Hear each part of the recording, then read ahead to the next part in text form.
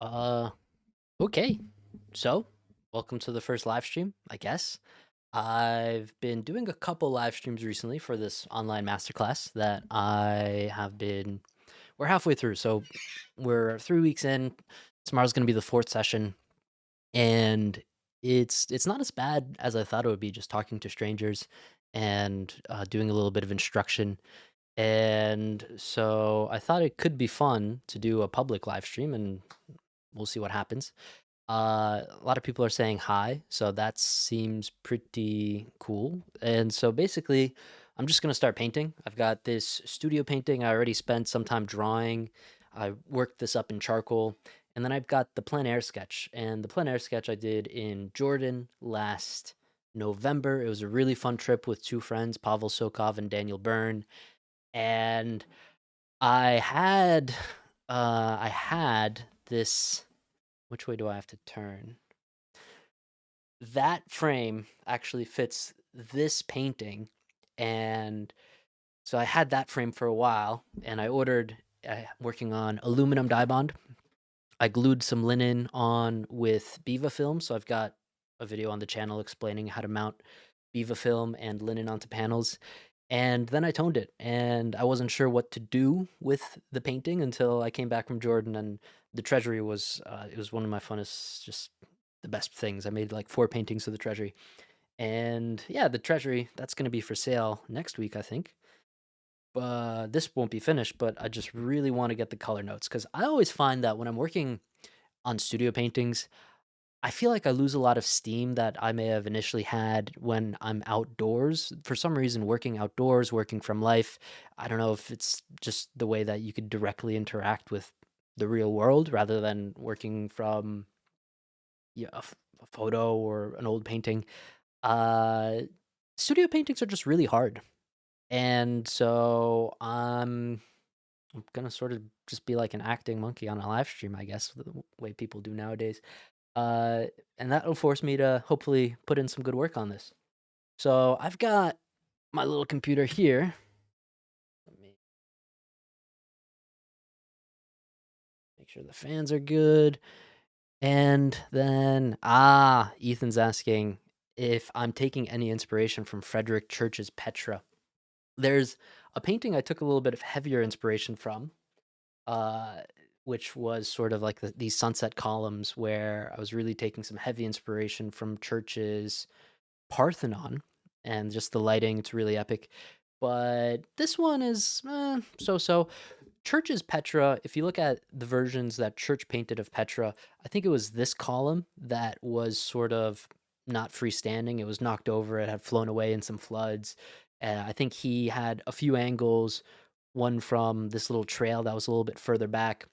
And so it was a little bit different, but this seemed just like the obvious composition. You know, when I'm first looking for the compositions, I'm often thinking about which way something is facing, almost like a portrait. And so I was thinking, okay, well, this is facing this way. I've got some lines coming in here. And then I think I might have placed it a little bit too far to the left. I think it could have been a little bit better to the right, usually. If things are facing one way, place them the other way, that kind of stuff. Yeah, so what's the first step? Basically, I'm just gonna try to match the color really well today. Uh, ah, yeah, the Parthenon at the Met Church's Parthenon, it's really amazing.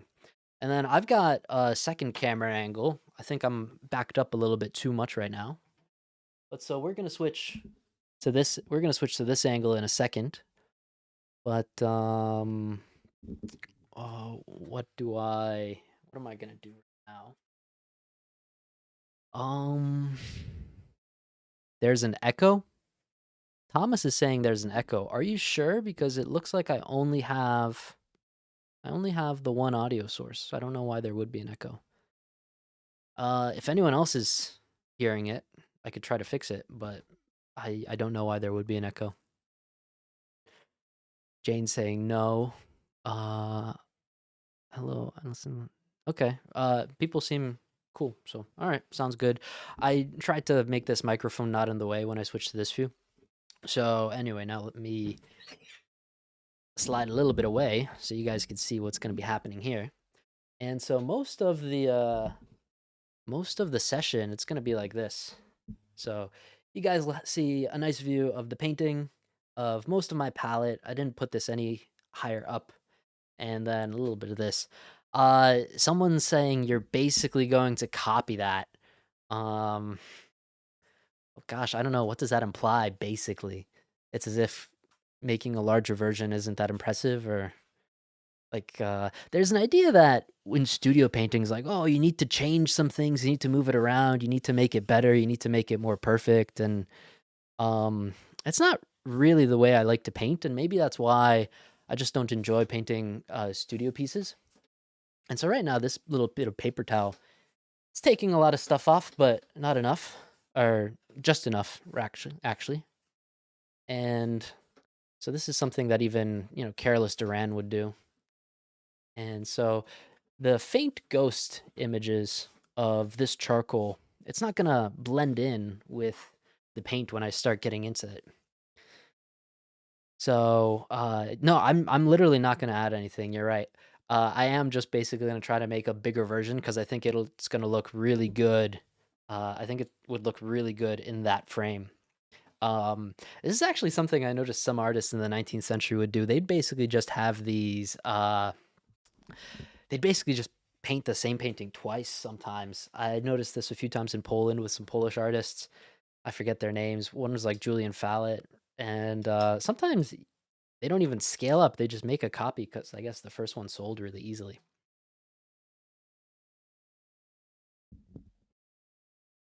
So, um oh, someone likes Duran more than Sargent, that's interesting. So my color palette, it's basically my standard palette. I added a little bit of cad yellow deep, and then brown pink, the Gamblin brand. And so first things first, I'm gonna try to match some color notes. So the most obvious notes that are gonna be important are gonna be the light up here, the light down here, and then this thingamajig, and I'm going to try to capture some notes, and we'll see how that goes.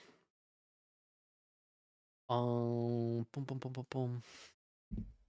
Yeah, I don't know how this is going to go looking for comments, uh, so we'll just kind of see how it goes, I guess.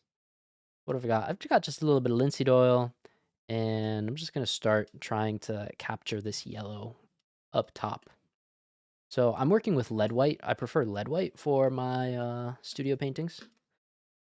And so with some yellow ochre and some white, that's pretty close. Maybe a tiny bit of brown pink. Brown pink it up. Okay, that's looking really orange. What's the opposite of orange? I'd say the opposite of orange is usually blue. And so reach for some cobalt. And we'll see how that goes.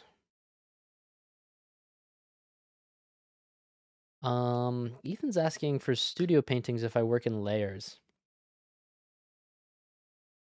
Kinda. You almost have to. Because okay, so see, this is way too green, way too dark. This is kind of the annoying part of studio paintings. You just need to do this over and over and over again. All right, so if it was way too green, reach for red, neutralize it, force it in the other direction.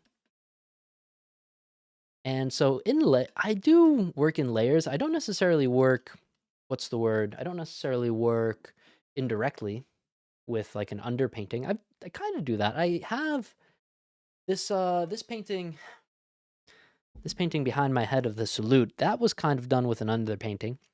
If you can kind of see it. But that was sort of an experiment, and then it didn't really go as well as I wanted it to because I sold the painting and then I lost steam on it, and I might finish it at one point.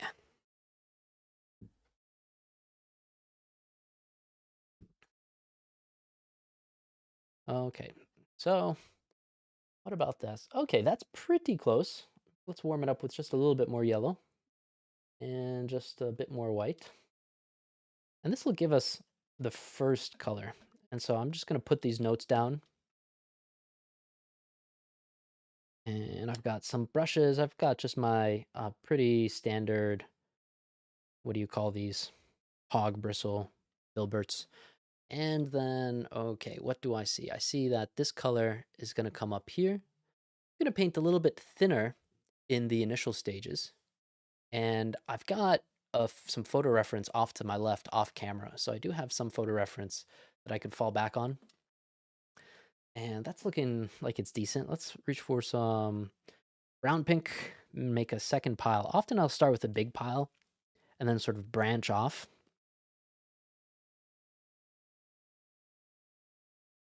And that we could see is way too saturated of an orange. So I'll reach for both some cobalt and some viridian. And also a bit of white. The really cool thing about Petra, and I could show you guys, I could screen share. I could screen share what was happening. So, screen share talking. Whoops. What about this? Huh. That's odd. You guys aren't supposed to be seeing that. Mm, let me figure out why that's happening.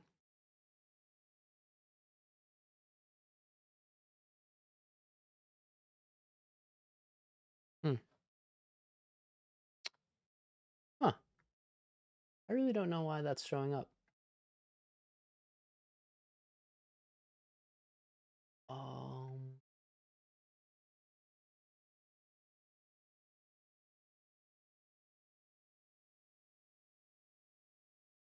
Gosh, this is very strange.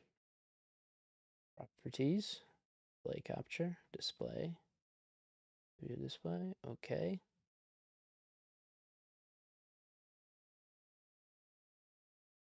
Hmm.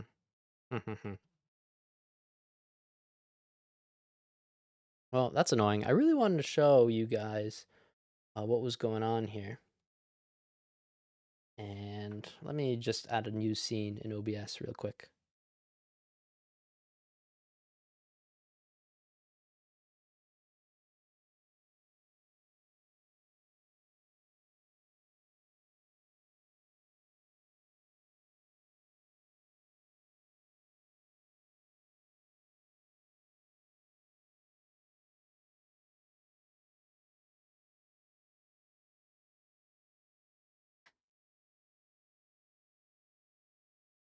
Okay, I'm almost there.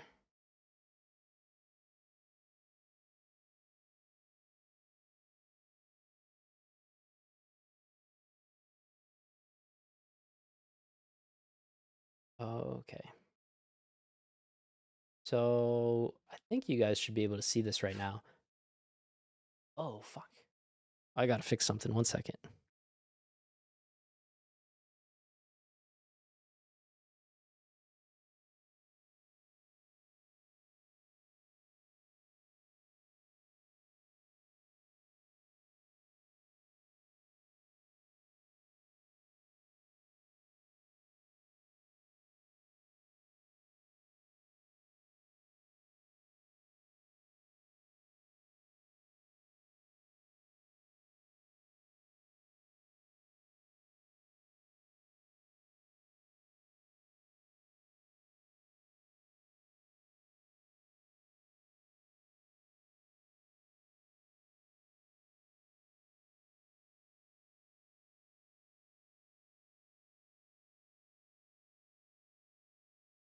Okay.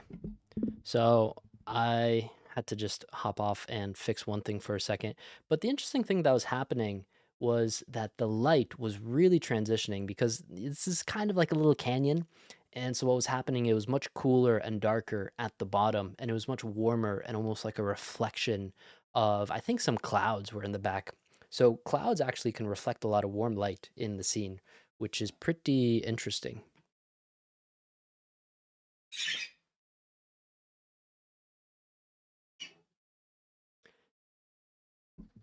So, someone's asking where I studied. It's cool. I'm successful. That's that. Thank you. How do you manage everyday life being a painter? There's always chores to do instead of painting. Yeah, that's true. So the answer to where I studied Um, and so, you guys could ask just like general questions about painting and stuff like that. So as what I was doing here, I was focusing on this, maybe some quinacridone. So the question of where I studied, the school I went to doesn't exist anymore. And I always have to give some prefaces or sort of some disclaimers because technically I am a graduate of the Florence Academy of Art. And so they've got a pretty big following on social media. And so a lot of people may have come across their stuff. And so technically, I've got a diploma from the Florence Academy of Art. But the reality is that I went to a US branch that is no longer, it no longer exists. It was a really small school. I had about 4 teachers, which was pretty awesome. Okay, I'm seeing this color is becoming useful for some things. Let me put that down somewhere. And so, well, 5 really. And so the main teachers that I had were Jordan Sokol, Amaya Gurpide, and Eddie Rochot. And those are sort of like my main teachers that, oh, and Cornelia Hearns and Stephen Bauman. And those are sort of my main teachers. And I think for education, what matters the most is who your teachers were over, what school or what title you went to. And so those are my teachers. And the thing is, if ever people ask me for like a little bit of recommendation, like, oh, they've been thinking about going to art school, like they've been thinking about trying to really take a serious dig at it, I always recommend that people study with the teachers I studied with. And now all those teachers study at or teach at the Lime Academy, which is in Connecticut. And I think if you just, I mean, look at the student work that is being produced there, it's the strongest school there is right now. And so that's pretty awesome. So, why did I put these small dabs of palette? I was squeezing out some fresh color as I was getting ready to paint because my paint was dry. Like the aforementioned question, there are a lot of chores, and so I actually don't paint very much sometimes when I'm at home. I think this year I've sculpted more than I've painted. Okay, so we've got this violet coming in, and so that violet is a little dark, but actually that violet is pretty close for the color down in here.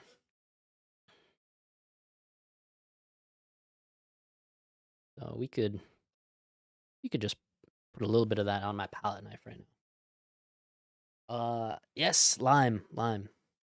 I went to the Jersey City one if you're familiar with it. Yes. And so I went there. It was only around from like 2015 to 2020.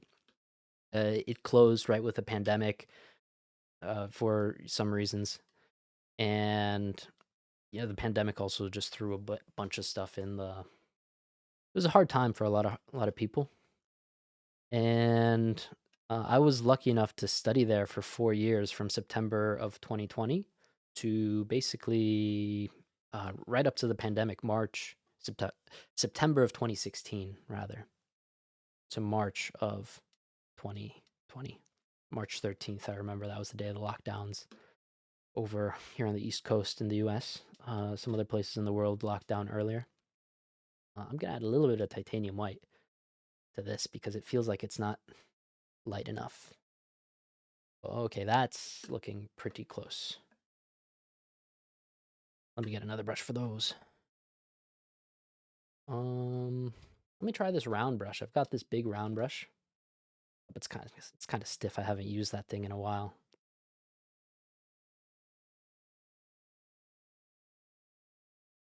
Mm, I'm a little bit iffy if that is actually a good color.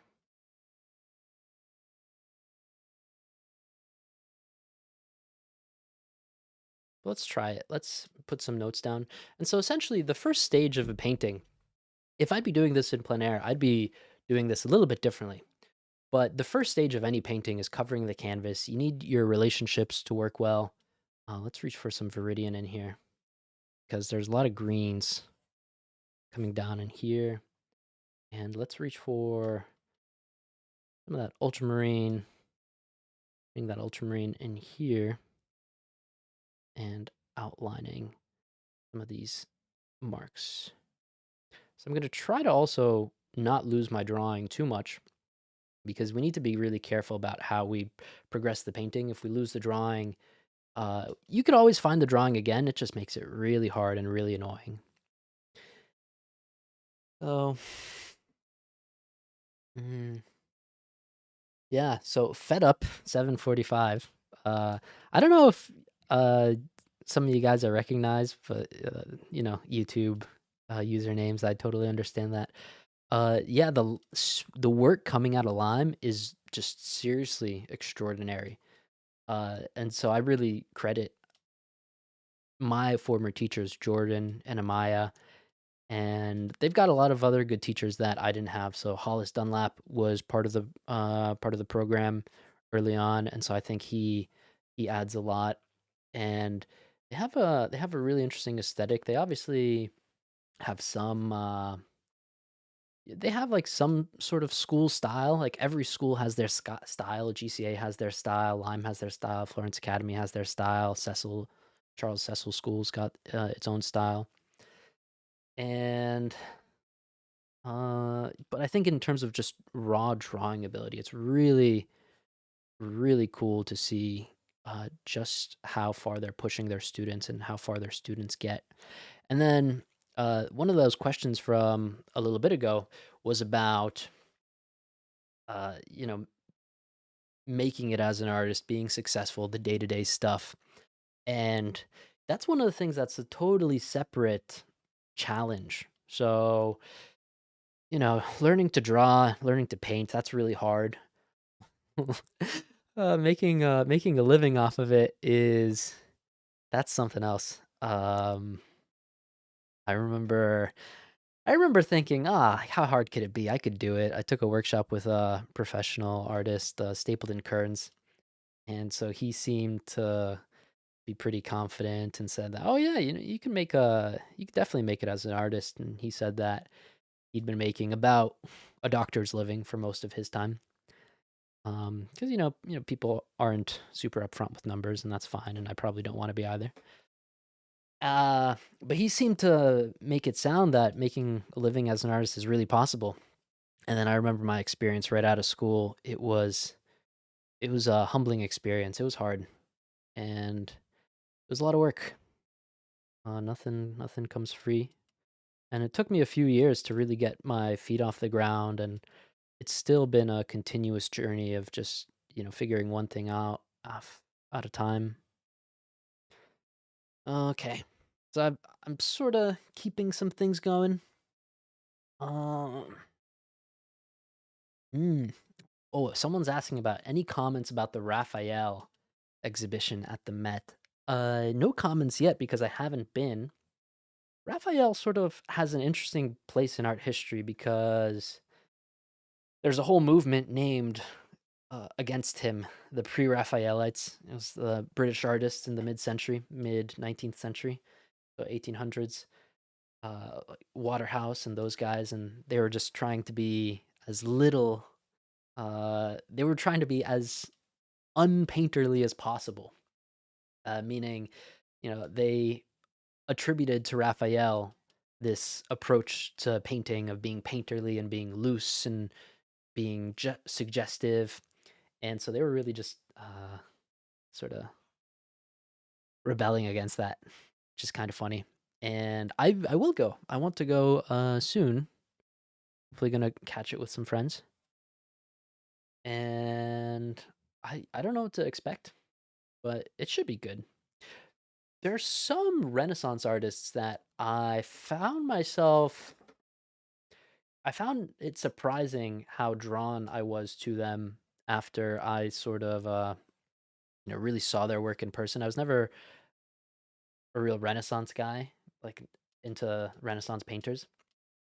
Like high Renaissance Titian, sure, obviously, who doesn't like Titian? That's kind of a easy thing to fall for. But I was never super into those other Renaissance guys. Like Michelangelo as a painter, For a while, I didn't find him too inspiring. I found like the easier, like 19th century, the more rigorous, more academic stuff, some of the more impressionism stuff. That's the kind of stuff that I really liked for a really long time. But I remember seeing some Botticelli's, and Botticelli is fantastic. And I don't want to paint like him at all, but there's something about Botticelli that it's rare that you come across a painting in a museum that stops you in your tracks for, half an hour more sometimes. And Botticelli, he did that.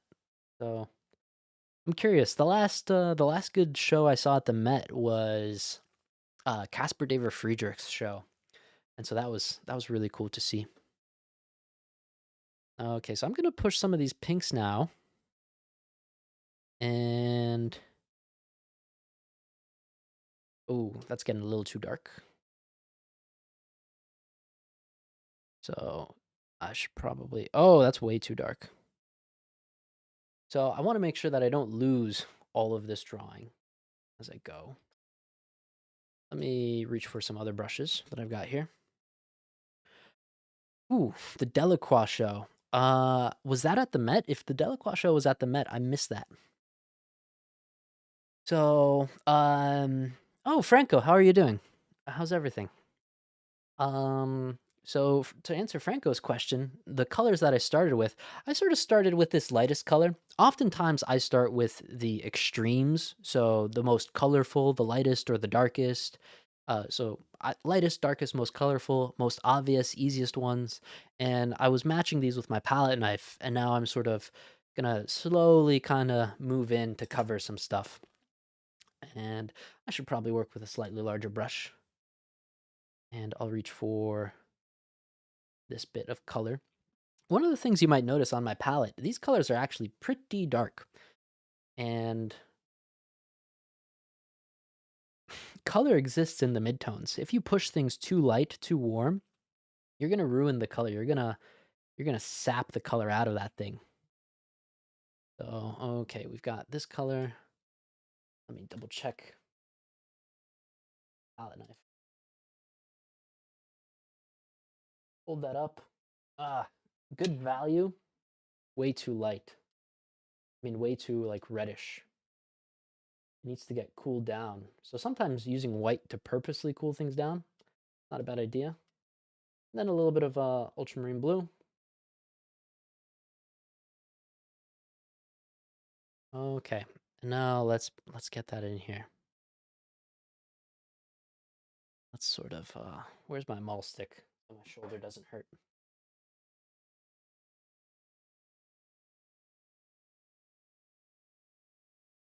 Uh Someone's saying hi to see them in Florence. Uh that's cool. I've got two workshops in Florence happening, and then also a lot of friends and some people I'm looking forward to seeing it that I don't get to see in a while. Artists Rolf Helm, Andre Katareniuk, Angelina Holambivska, Simon Schmidt. He's a watercolorist living in Florence that does really great watercolors. I've got a number of friends in there that I, see like once or twice a year, and so I always love going to Florence. So now just covering some more things. I see there's a bit more of this color over here. And again, just working carefully. Okay, so I think probably this color spreads out. Why is that?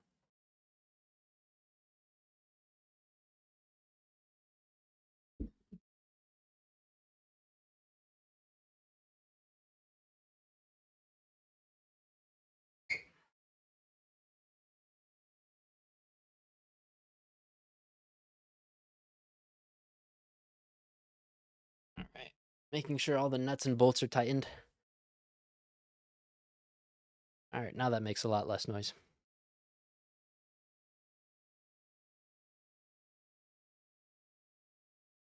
Okay, so let's keep covering it. So there's a lot in here that's not covered yet.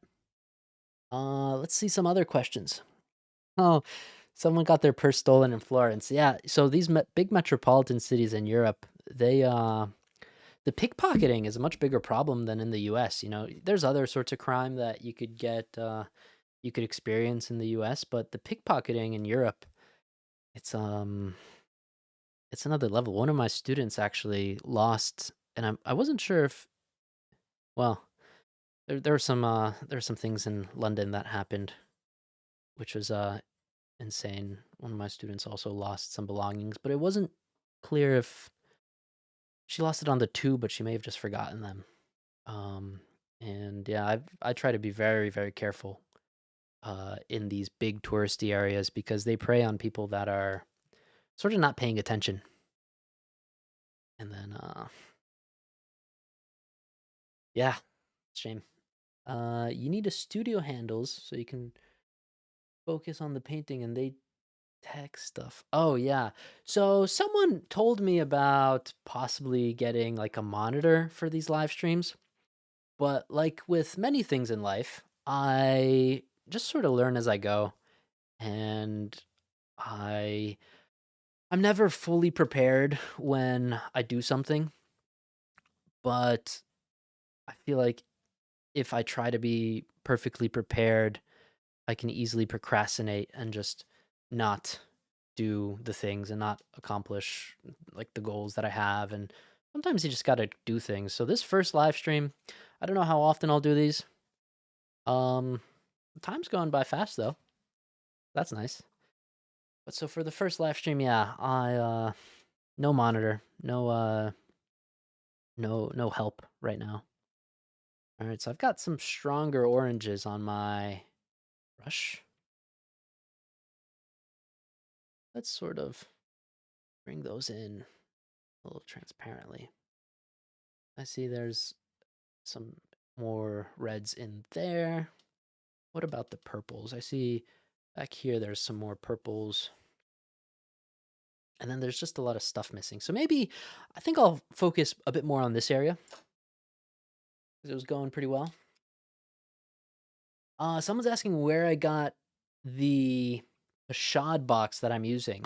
So this box is mine. I built it. There are some videos that kind of showcase it a little bit. There's one video that I made a long time ago when it was one of my first videos on the channel, and it's about how I pack for traveling and painting across Europe. The first time I did it, it was thanks to a really amazing grant, thanks to an artist in Boston named Donald Journey. And so it was literally like, here, have like 5 grand to go paint in Europe for whatever. And you had to, it's a grant. So, you know, grants you apply and you have sort of an application like, okay, this is the grant allowance and what would you do with this grant? And I was like, I'm just going to go to as many cities and museums as I can. And I stretched it out basically for like 2.5 months. It was just ridiculous, awesome. And but there's some like there were some challenges with like, okay, how do you pack the paintings? What do you do? And so I built this box specifically for my needs. It's only an inch wide. It's relatively really lightweight compared to everything else on the market. So it's only about 2 pounds, and that's also with all this pigment that's in it. Um, and I've made them before, but when I've made them, the oiling process took a lot out of me, and I kind of hurt my shoulders from all the oiling out because it's sort of like a natural wooden finish. All right, we've got now this big thing. Now let's get some more of these violets, and I'm seeing some greens in here. Okay, so that's way too red on my brush. Now I'm gonna reach for a ton of Viridian. So I'm always thinking about, when I'm doing these colors sort of decisions, I'm always thinking about the color wheel, the complements, and not the true complements like blue is the opposite of yellow, but the traditional ones where blue is the opposite of orange. So that's a kind of a tricky challenge to explain, but okay. So here we've got some cooler violets, and let's put that down and let's see what that looks like. And then in here, on the other side of this column,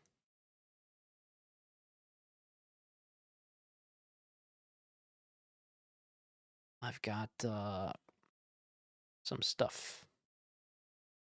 So, okay, now the hard thing is really comparing the color and seeing if I'm doing that right.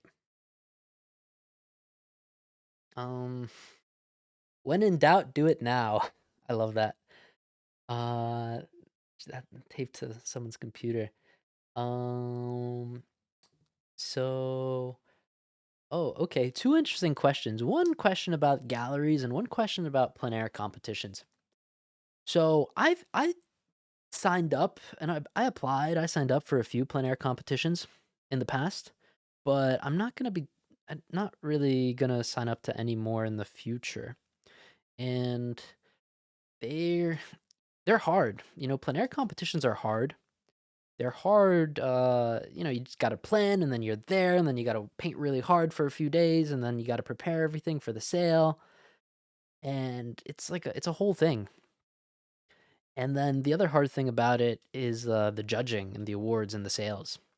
And the long story short, I'm not sure that my style really suits the plein air crowd all that much. I find that uh, the plein air crowd, the plein air circuit, it's a little bit more. Okay, that's a really good color. That's a good guess. The plein air circuit, people paint a lot more loosely, a lot more impressionistically. I almost feel that my work looks just really dull and gray up on the walls compared to everyone else's. That's because I'm coming from a more academic background, and then compared to all my academic friends, like when I was at the Hudson River Fellowship and all the people painting with that, I had some of the most colorful paintings there. But then in the plein air shows, my paintings looked pretty dull on the walls compared to everyone else. And I just don't think my style suits it. And then just, it wasn't worth the squeeze for me. I focused my efforts on other things eventually.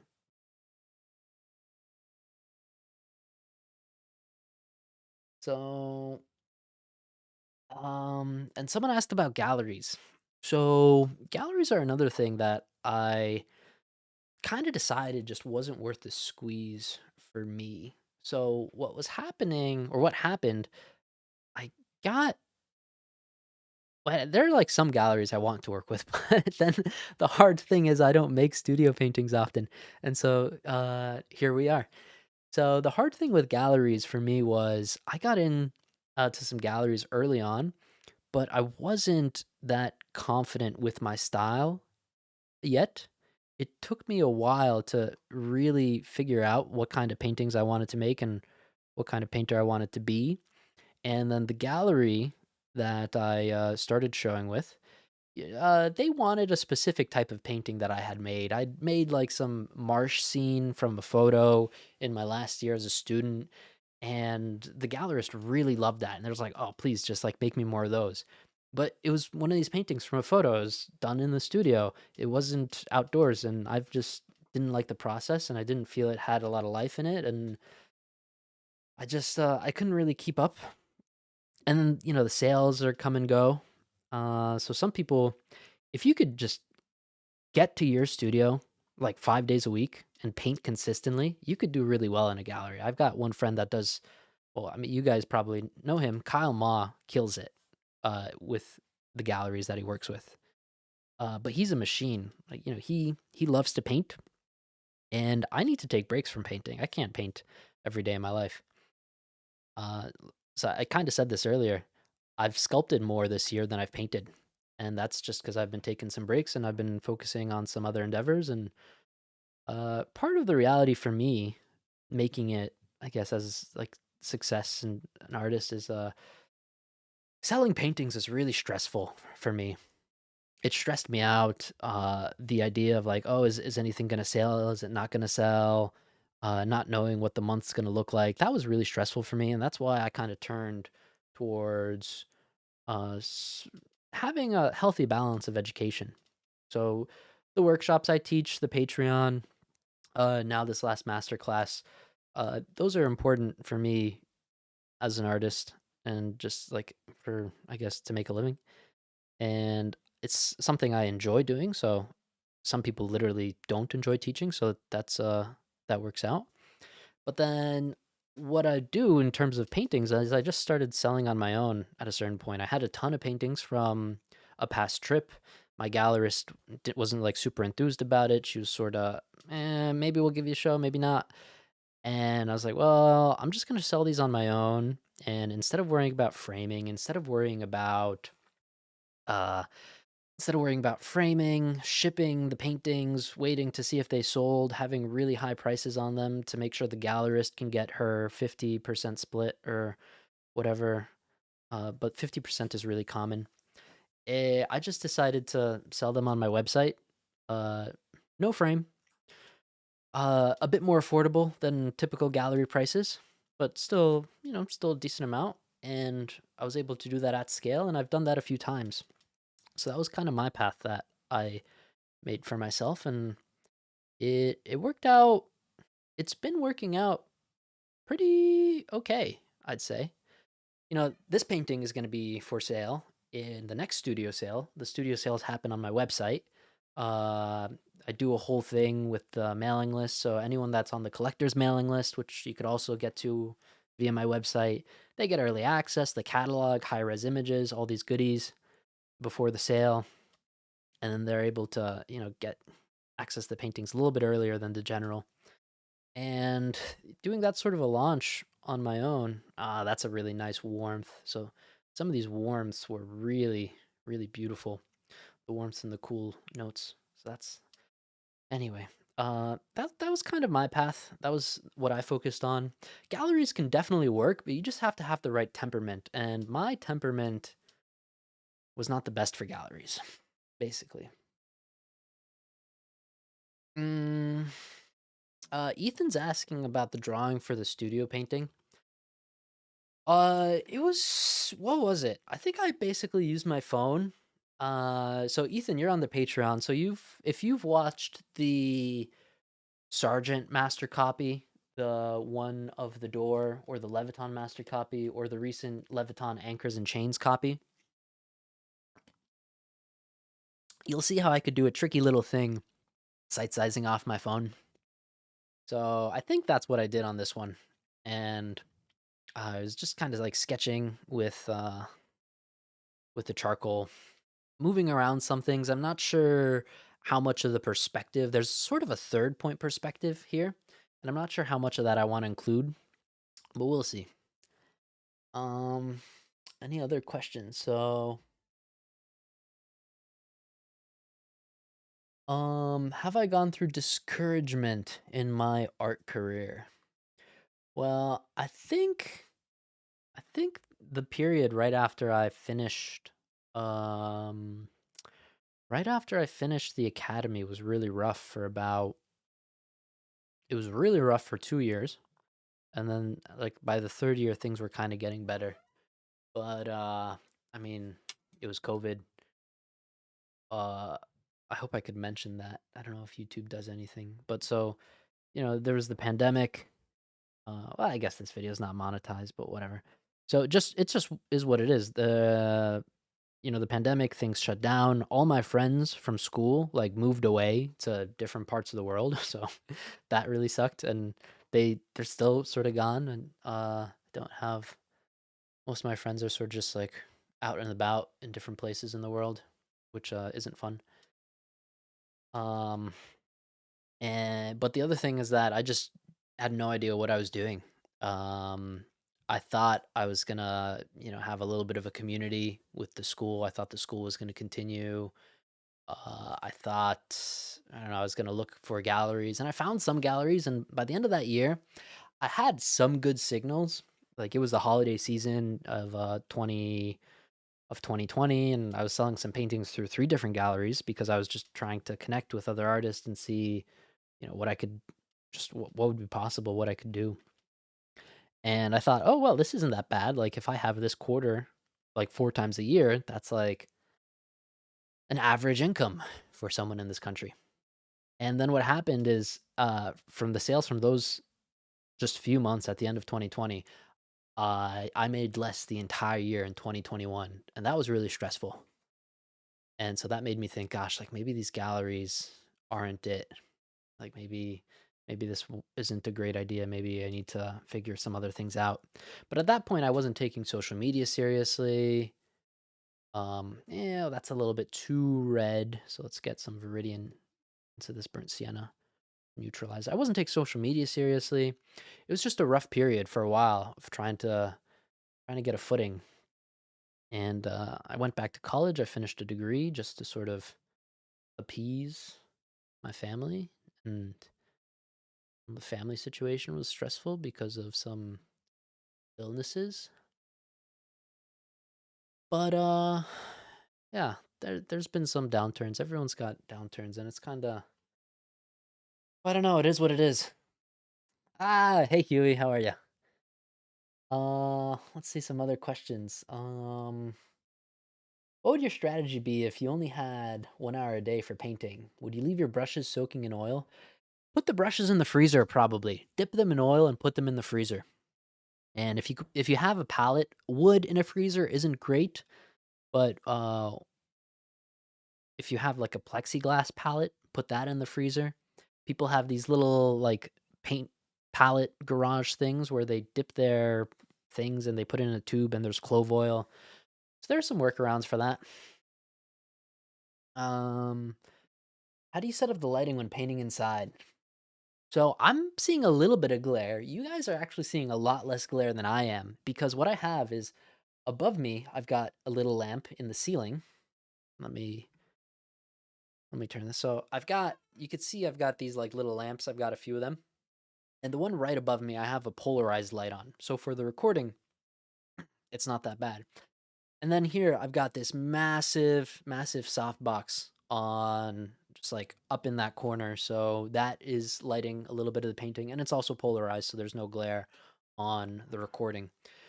But the thing about glare, you just need to sort of angle your painting away. Like I'm kind of looking at my painting sideways, and that's also helping me avoid some of the glare. Oh, someone's applying to the New York Academy of Art, become a teacher. It's expensive. Do you really need the masters from the New York Academy? New York Academy is really expensive. That's like a proper master's program. I guess it depends where do you want to be a teacher in. Colleges, I think you need a master's for college. If you want to be a school teacher, I don't, that's hard. I thought there was a brief moment where I was really just sort of, I didn't know what the path forward for me was. And I was thinking about, an art teacher at a private school can sometimes be really good because they have certain private schools have artists in residence, these types of things. And it's an option, it's a possibility. Okay, feel like this maybe come in a bit. Then there's some really interesting violets right in here. And oh, the underside for the pediment. Gosh, the Nabatean architecture in Petra is just so amazing. So let's get some of these darks in here.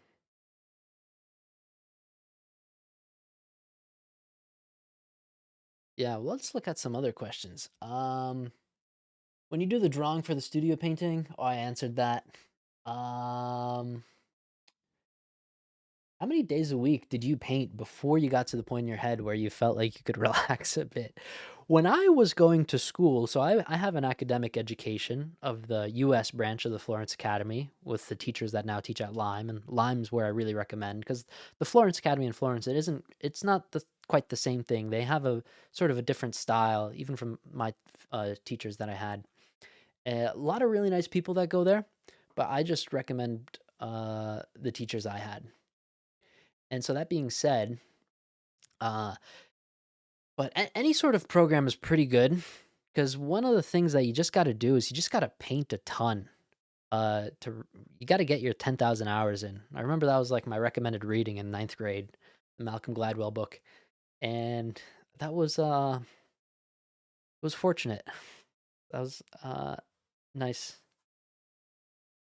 uh, fortuitous maybe is the word. But so that 10,000 hour book from Malcolm Gladwell, that was a good read. You got to get your hours in. Let's make a purple. So some quinacridone, ultramarine blue with a bunch of white, more quinacridone. I want to get this purple in here.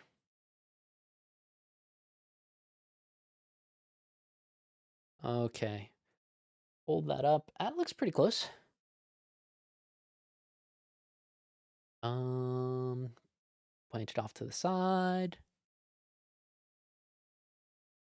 Yeah. Oh, by the way, that I was talking about those workshops in Florence. Both of the workshops in Florence, there's a 4-day and a 2-day. They both have one spot left. If anyone wants to nab that, but I know they're coming up, so they might not fill. Or uh, no worries. It's always fun though. It's just one of my favorite cities to be in. So what was I talking about? I was talking about glare for a little bit, and then Isha, how do you preserve the spontaneity from the plein air studies into the larger studio works? Gosh, ain't that a question? That's like the $1,000,000 question. Sometimes I don't. It's really, really hard. One of the reasons why I like painting in plein air is because it's actually just easier. It's actually just a lot easier to paint from life than to try to paint from photos. When you paint from life, you're on location. You smell the wind, you smell the air, you hear the birds chirp, the sun's shining in your face. Uh, you just feel good to be outside. And then by just seeing the things, there's something how we can look at things in person where we could be really inspired by what we see, where it just doesn't come across it just doesn't come across in from photos. It, I it's hard to describe. It's just not the same. It's just easier, and that's why I like painting outside. I like painting outside because it's easier and it's more fun. But there's an aspect that I do want to make these paintings just nice paintings. And but just keeping the life in a studio painting, it's the hardest thing. It really is. Mm, do I have a favorite brand of oil paint? I mostly use Gamblin because I think they're the best bang for your buck, and that's what they have in stock at the local art store. And that's what I grew. That's what I basically like started oil painting with, like the serious, like good oil paints. So it was all started with Gamblin. Let me get this warm underside. And yeah, it's good. If it ain't broke, don't fix it. I don't know.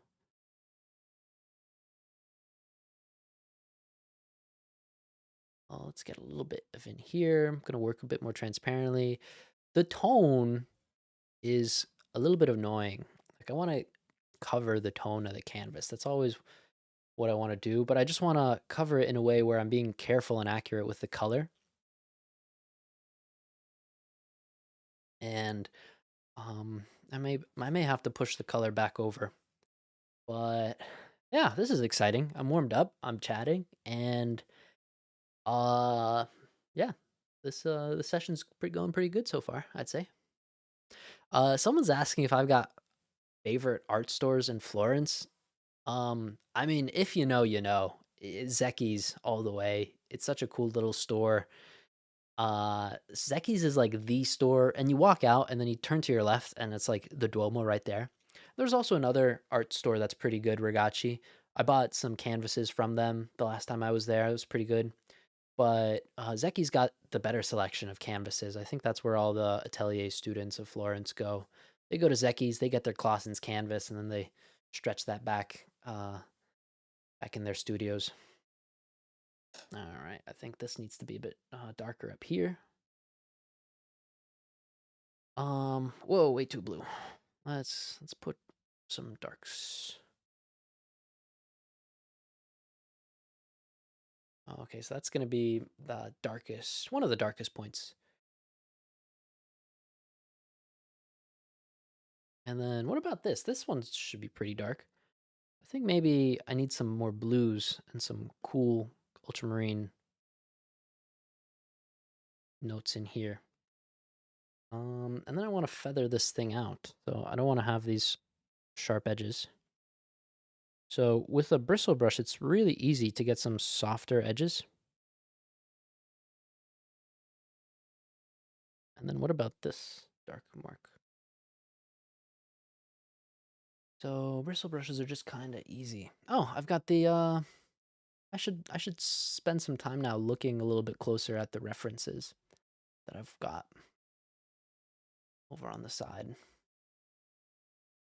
So because the way I balance studio paintings when I attempt them is I always make sure I've got a little bit of the you kind of need to rely on a photo for the drawing. And there are some people that are just, philosophically entirely anti-photo, and I respect them a lot. And I'm not necessarily anti-photo. I'm just, pro painting from life. And I think being outdoors and actually painting from nature is peak for me as an artist. Painting my living experience is a big thing. I think now in the days of AI, think, what as artists, what do we have to offer for the world? And I don't know, like something about how our humanity ties into it. Because people used to say like, "Oh, I'm painting realistically, but I'm not painting what I see. I'm not painting what's there. I'm improving the scene." And now you've got these just like LLMs, uh, they can make up any image that's never existed that you want. And so, okay, well, what's the point of painting something that doesn't exist? Uh, so I don't know. I sort of lean towards the point is the experience of it. But I'm not that philosophical to be talking about these things. Um, oh, some things have really slid past. So, do I have a favorite brand of oil paints? We talk more about your art journey in social media. Let me skim through these and see if there's a. I could talk more about my art journey in social media. Social media is a big thing. What's the process when starting laying in values? I'm just laying these in as close as I can. I'm trying to match it as close as I can one to one right off the bat. So I'm not working indirectly. I'm just trying to get it right from the start. So uh, yeah, I'm just using linseed oil right now. That's what's in this little cup. So yeah, a Bosch method. It works for Andre. It works for a lot of artists. It's just something that I struggle with. I struggle with achieving color that way, and I kind of like just working directly. This is kind of how I'd start the painting. Excuse me. This is kind of how I'd start the painting outdoors. I would just go straight for it, and uh, yeah, this is just kind of my method. I kind of really like establishing the color. For me, the effect of color is really paramount, and it's difficult to get the color unless you are, really paying attention for it right from the start. And I already used up all the lead white that I squeezed out. All right, we got some violets in here. Where could these violets go? So, what about in this painting? Where were these violets? This is a little bit more reddish.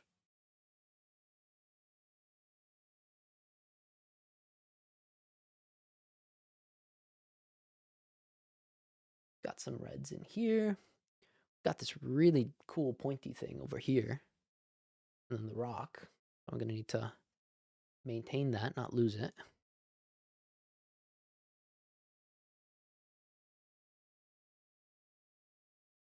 Let's get some more blues in here.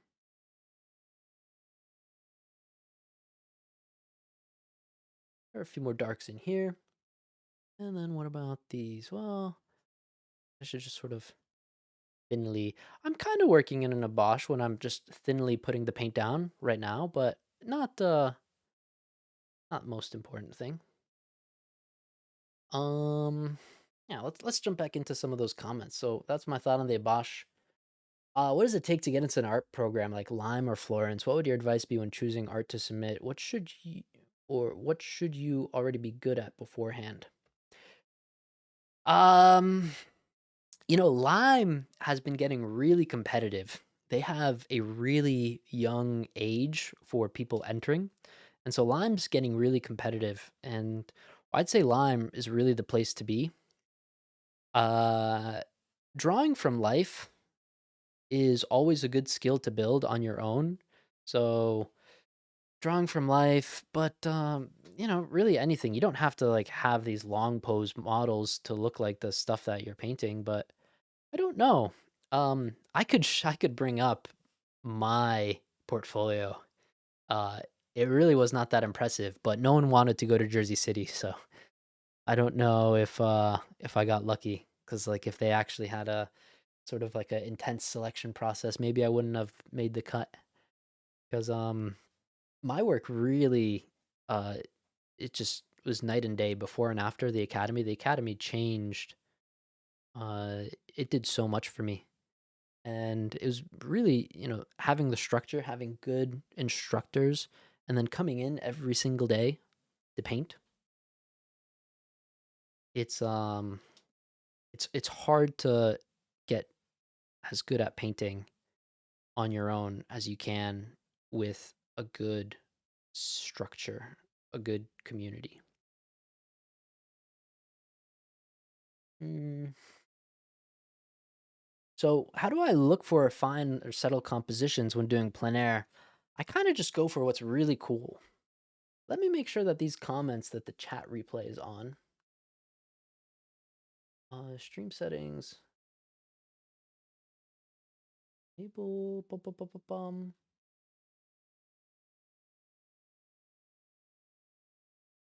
Hmm. Oh, there are 123 of you guys. That's kind of cool.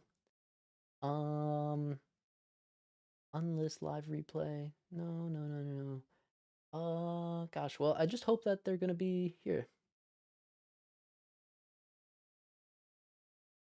So anyway, whatever. Let's get back to the painting.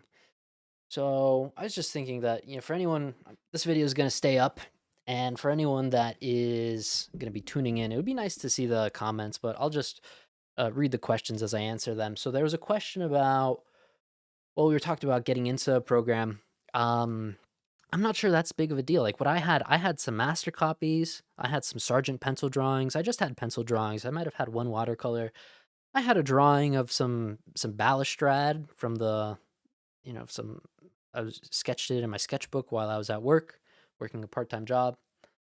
I had some sketch of a friend. I mostly had pencil drawings in my portfolio. I took some workshops. So I took a workshop at the Art Students League with Tim Clark. So shout out to Tim. He's OG. He had a June class for a very long time, if any of you guys recognize him. And he really helped me with drawing. So I had some good drawing instruction the year before I applied. And I applied when I was 20. So I dropped out of college to go to the academy on Stapleton Kearns kind of recommendation. And I think it was a good recommendation because really, um, I think I'm a believer in this more like traditional view of college as like a liberal education to shape you as a person. And I think the degree I ended up getting, I got a humanities degree, kind of just to like finish it because of the pandemic. But the thing about if you're young, if you want to go to school like that, and you're thinking about college, you have to really consider that drawing and painting is a skill, and there's an amount of neuroplasticity that you have that really tapers off after you're out of your early 20s. And so there's an amount of neuroplasticity that you have that you no longer have when you're older, and it's way better if you want to become an artist to get the technical training earlier on and then to become a person a little bit later. And your brain's not going to fully form whatever until what, 25. That's when the prefrontal cortex fully develops or something. um so just, yeah, if you can go to like Lime as soon as you can, that would be the best thing ultimately, because the piece of advice from Stapleton Kearns is it's all drawing. You got to learn to draw. And that's what I did. So I wanted to become a landscape painter, and I went to study figurative painting because figurative painting is a lot more intense for drawing. All right, let's get some of these. Let me where's my white? Block this and let me look at some more of the comments while I take this. So, how do I find compositions? Well, I talked a little bit about this is actually kind of lining up well when I'm looking at the scene. So the colors are pretty similar. So that's looking good so far. When I'm looking for something to paint, I'm really asking myself what's cool. But then the main thing I'm asking myself is what do I want to paint? I want to make sure that I make a painting about just one thing. I don't have distractions in the composition. And then most of the time I'm asking myself how does the painting work on a graphic way with its largest masses? But this wasn't necessarily the case for this painting. This painting was really just sort of central focus. Like, what's this painting about? There's no doubt that this is a painting about the treasury in Petra. So, the most important things for composition, for finding a view, find a cool pattern of masses, or just find something really cool to paint. Like, you could paint things that are symmetrical, more formal compositions. All of that's fine. But you got to make sure that the composition expresses the idea that you want. And do I have a favorite art supply store? Oh, I answered that. Mm, am I using any medium right now? Just the linseed oil. Ticks. Puck said ticks. I don't know why Puck said ticks. Maybe about Lyme. A lot of ticks. Lyme disease came from Lyme. It's crazy. That's how we know about that from. I'm just gonna have a little bit of a snack slash drink. How do you balance choosing a good view with getting good light on your pochade box when painting in plein air? Well, this pochade box, it's kind of nifty because it's on a ball joint thing for a camera, and so I could actually like sort of swivel it around and angle it to get some more light or turn it sideways. So sometimes you don't want your painting directly facing the subject because there's really bad light, and sometimes you want it sideways so you get a little bit of light. And so that was the situation here because I was standing against the other wall of the canyon basically because you're down in this little canyon. And shit, why is that? Ah, well, I don't know why it's not working. I want to show what I have open on Photoshop, but it doesn't want to show. But you can imagine, you're painting Petra, you're standing, it's carved out of the sandstone in this little canyon in Jordan, and uh, down here, it's really dark. So down here, it's really dark. The light is all the way up here. You're basically standing in a small crack, and the light is all the way at the top. And so if you're standing with your back to this wall, your painting source is going to be really dark. So when I was painting this, I actually sort of had my easel swiveled around the other way. Um. So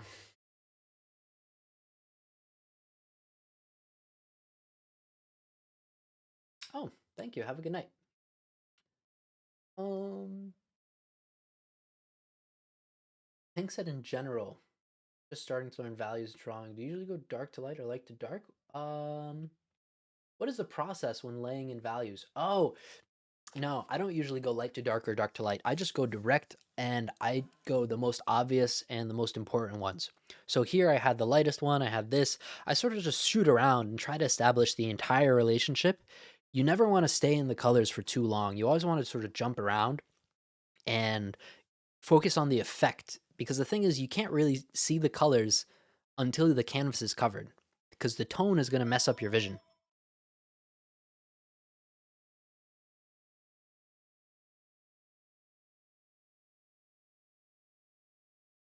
Mm. Daniel's got a question about scouting for compositions and how often do I go in blind. So how often do I go in blind or how often do I go scouting? It really depends where I am. So sometimes I like to go in Europe and I'll be in Venice or in Florence for like a month at a time. I've done that before. And so there's a bit of natural scouting that happens. You're walking by, you see a cool scene, you snap the photo, and then you're like, all right, I'll come back here later. But sometimes I just walk out the door with my equipment and I just walk around until I find something, and it's all good.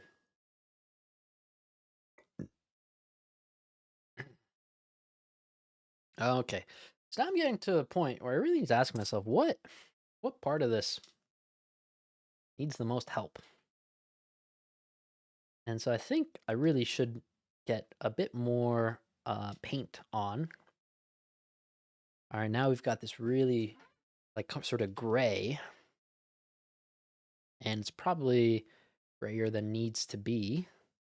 All right, a little bit too dark. So one of the tricky things about working with lead is that it can really easily uh, make your mixtures too dark, and you lose the color and you lose the light effect. So let's get some of these grays in here. All right, and also the column,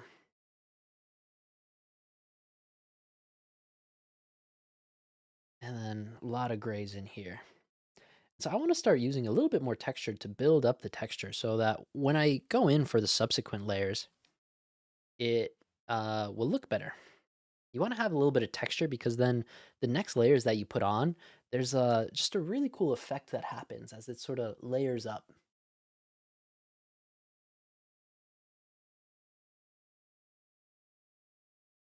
Okay, I think I need some heavier violets in here. I should be reaching for more cobalt blue. Cobalt blue is such a beautiful color. Let's put a little bit of, oh, way too blue. Let's tone that down a little bit. But maybe we could go a little broken color for now. I need a lighter brush. All right, this is that brush that I had with these yellows. All right, let's push these yellows to be a little bit lighter. So I don't know if it's a mistake. Nah, it probably is a mistake. You will be tempted to change the colors that you have from your plein air painting, but it will not. Chances are it will not work out well. The colors that I can capture in plein air are always just so much more lively, and they have a subtlety to them that is almost impossible to improve upon when I am working in the studio. So oftentimes, I'm just trying to get the colors as good as I can. And so, all right, we've got more in here. Let's just go in and kind of work on covering it. So, okay, I've got a little bit of oranges right here at the top, some light oranges. This seems to be the lightest part of the painting, of the subject, so when I'm looking at my reference. And okay, so we've got some of these. We could use some broken color. So just some dabs of color in here, and we'll go back in there at a later date, or just even later today.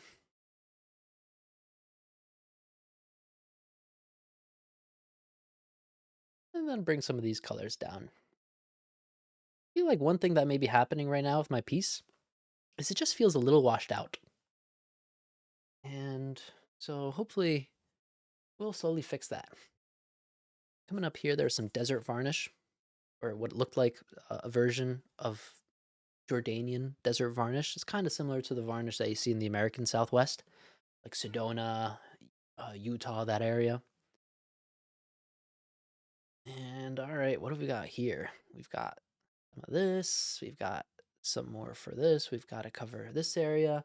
One of the coolest parts, though, of this painting, which brush should I be using for this now? One of the coolest parts of this painting is this area. And because of the plane, it faces the sky. It was such a light and cool blue. Oh, that's too dark of a brush.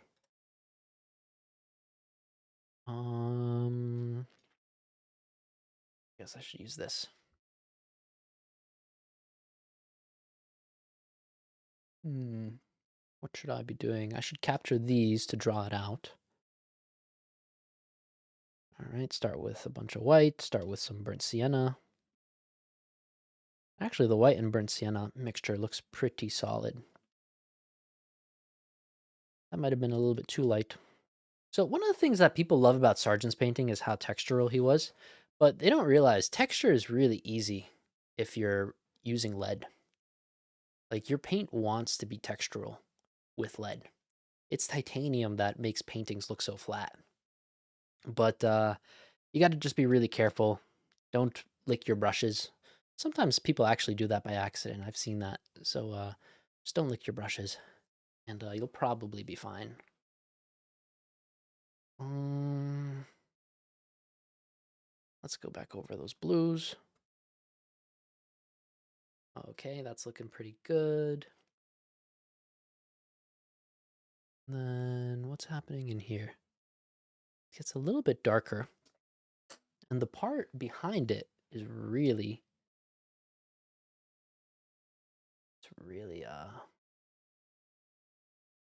sort of nice. There's like a nice spherical element. I think this is what the urn is like in the time that Petra was full just a ruin. People came here and there were like legends that there was treasure in the rocks, and so these ruins were a lot better kept like 300 years ago than they are now because a lot of these figures were just shot off. There's a lot of stuff in here that people were just shooting guns at, just trying to break open, and it's a bit of a shame, but whatever. Okay. So now I'm focusing on trying to do a little bit of drawing, using my little maul stick to support so my arm doesn't fall off because holding your hand out at like a 90-degree angle actually takes a toll over time. And well, it's something I'm trying to rehab, but uh you gotta think about being what's the word?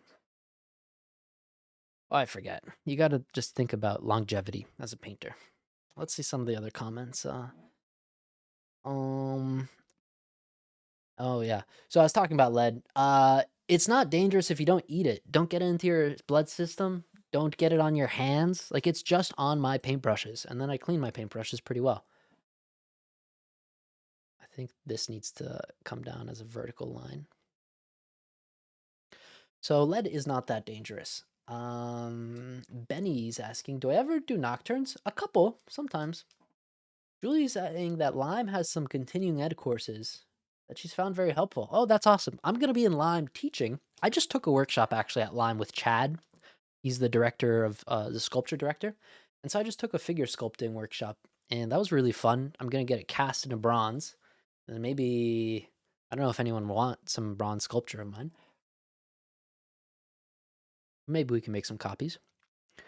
And I had a ton of fun. And then I'm going to be teaching a landscape workshop 5 days at Lime. No idea if it's full, but Lime's great. Just tons of resources, tons of support from the community there right now. The what do you call those things? Just the facilities are crazy, like how good they are. Just and all the stuff and a lot of donations that they've been getting and benefactors, and Lime's the place to be, I'd say right now.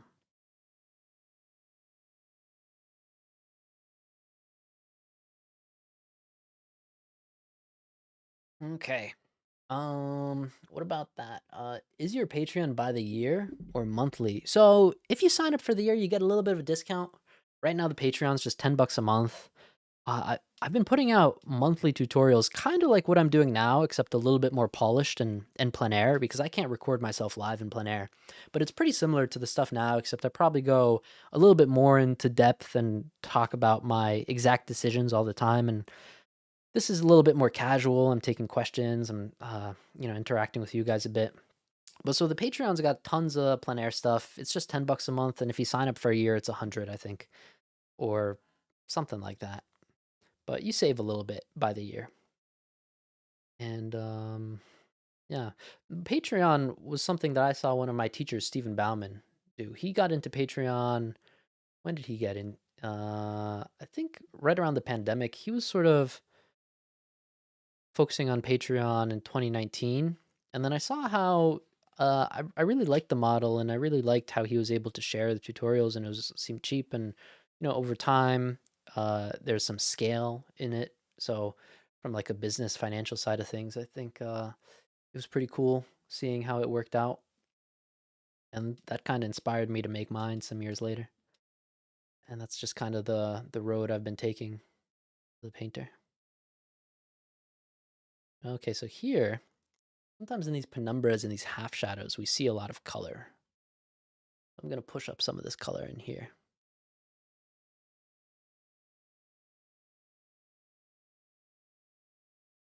Okay, but that's a bit too warm, so let's go for some violets. Now I'm looking at one of the little hints that I like to tell myself and my students is if your shadows are going to be colorful, your painting is going to be colorful. But if your shadows are dark and dull, you're screwed. It's all about the color within the shadows. Finding little accents, like this little crack. It's a crack between a rock, but I could push up the red color in there, and without messing around the entire color structure, these little accents can really add up in a painting over time. But I don't wanna do too many of them because you run the risk of losing the quality from life. But this is something I noticed, in a lot of impressionist techniques, Emil Carlson's landscapes. I saw some amazing shows of Emil Carlson in the Northeast a few years back.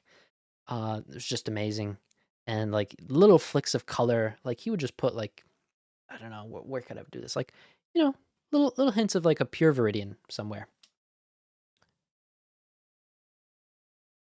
and it's really just really amazing to see. So these little hints of colors really do a lot for us with our painting. Um,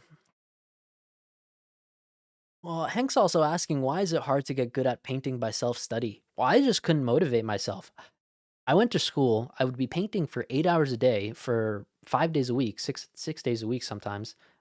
Sometimes more than 8 hours because you had 3 hours in the morning. Well, no, 8 hours plus the breaks, I guess. Sometimes a little bit more depending on what evening class it was. And so just the amount of time and how much they push you, and then the feedback that you're getting in real time.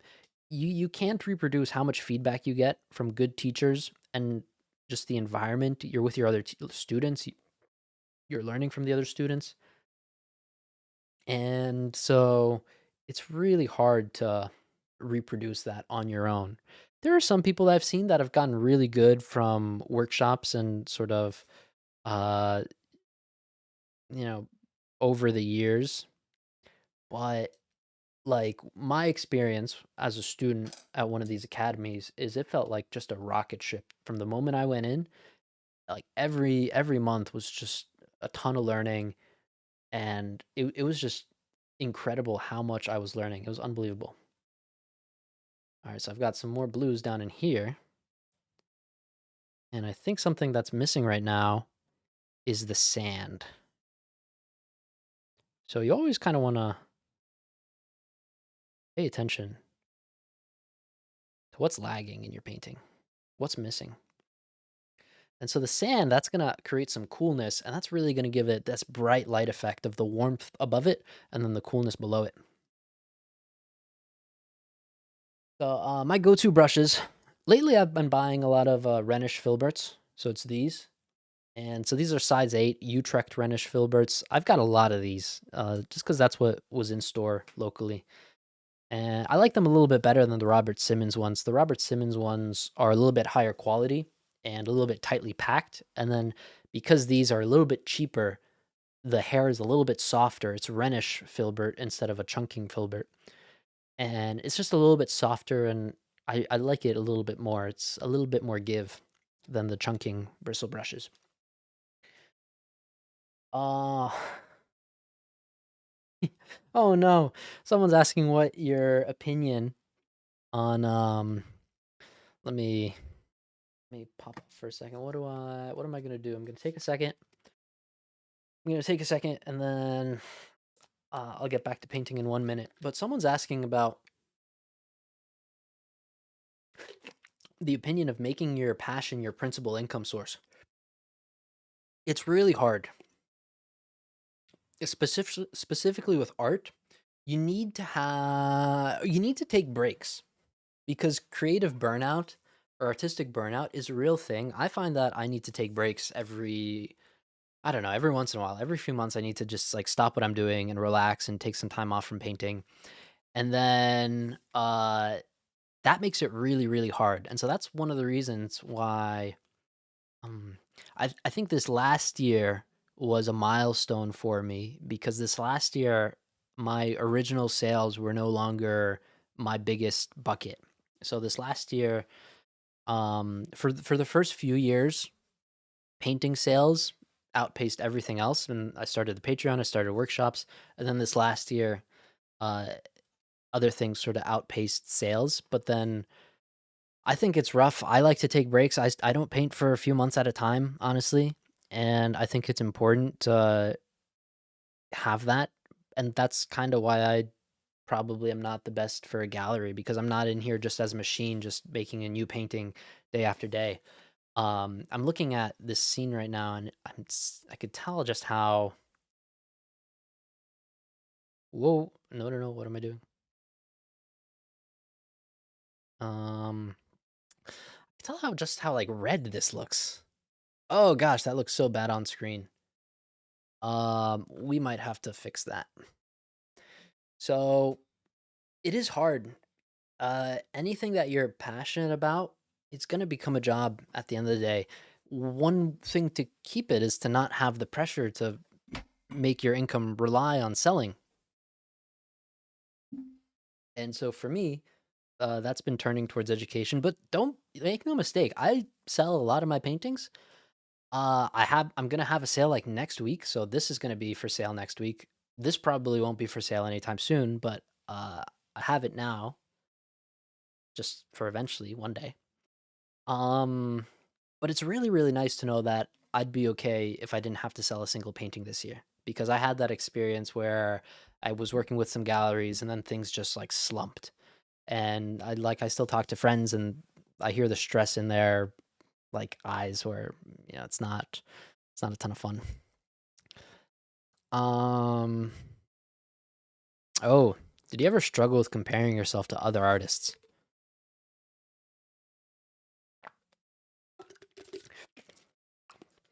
That's a really interesting conversation. Mm, let's get back to painting while we chat about that. You know what they say? Comparison is the or envy is the thief of joy, or comparison is the thief of joy. One or the other. Either or work. Both are true. I think it probably looks worse on my camera, by the way, just because of the color filter or something. But maybe this isn't that bad in person. But so envy or comparison is the thief of. You guys know what I mean. Um, I never had that struggle as much as some other friends of mine. I have some friends, and they revealed to me that their motivation, and if they're listening to this, I'm keeping it anonymous, and I think I told them like, hey, maybe you should talk to someone about that. Um, but some people, their motivations come from it comes from a hard place. When someone tells you that they wake up in the middle of the night not feeling good enough for not being as successful as they want, or when they want to have a solo show that makes someone terrified of how good it is. I've had moments in my life where I was like, you could use some types of emotions to really motivate yourself to work hard. I remember like in high school, I got into a fight with this like girl in my art class, and then uh we just stopped talking. I was like, okay, well, I guess I'll just like work on this mural for the entire last year or last month of school before we graduate. Really awkward, but I did a really crazy mural for a high schooler, and it was kind of on running on an unhealthy motivation probably. And so when it comes to do you struggle with comparing yourself to others, some people have like a really unhealthy voice. You shouldn't compare yourself to others. And I kind of feel that, like, comparing yourself to others, obviously, it's impossible not to compare yourself to others. But I've sort of made my peace. I'm never going to be the greatest painter ever. Like, I see what Bierstadt or Sargent or some of these guys were doing at my age. Um, this might sound insane to some of you, but I really think I could have been way better if I had good teachers much earlier. And so, some people have this motivation of like being better than everyone else and being the best and like really a certain type of competitive nature. Um, and I don't know, I've sort of made my peace that, well, I'm probably not going to be in the history books, and that's okay. I just want to have a good life that I enjoy.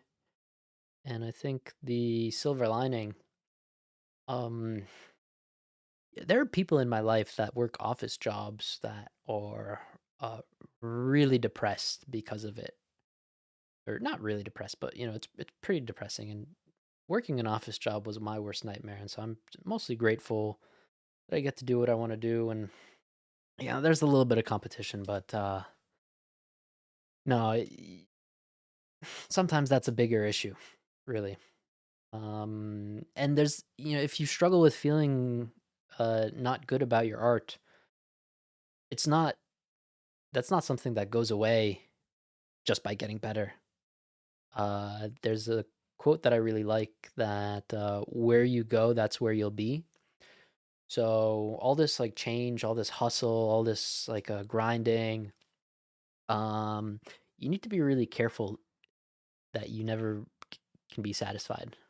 I think with these sorts of endeavors, it's really interesting. Like there are some documentaries about not Kobe Bryant, but like Magic Johnson and how just absolutely miserable he was, and how competitive he was. And I've seen some friends, some artist friends of mine that really have they really get upset if they don't feel like they're better than you. And that's also just it's really strange to navigate those types of situations.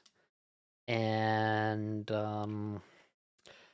yeah, I don't know. Those are my thoughts. It's above my pay grade. But all of those things are, things you struggle with, but yeah. Um let's look at some other stuff. Did you see Indiana Jones running out? People have said like this is the Indiana's. I was never a big indie fan. So I did not see it actually. But I'm looking at this painting though. I feel like it needs to get some more a little bit more color in these midtones. Whoa. Way too dark. Let's lighten that up with a bunch of white, just with the color I had on my brush. Okay, that's a bit better.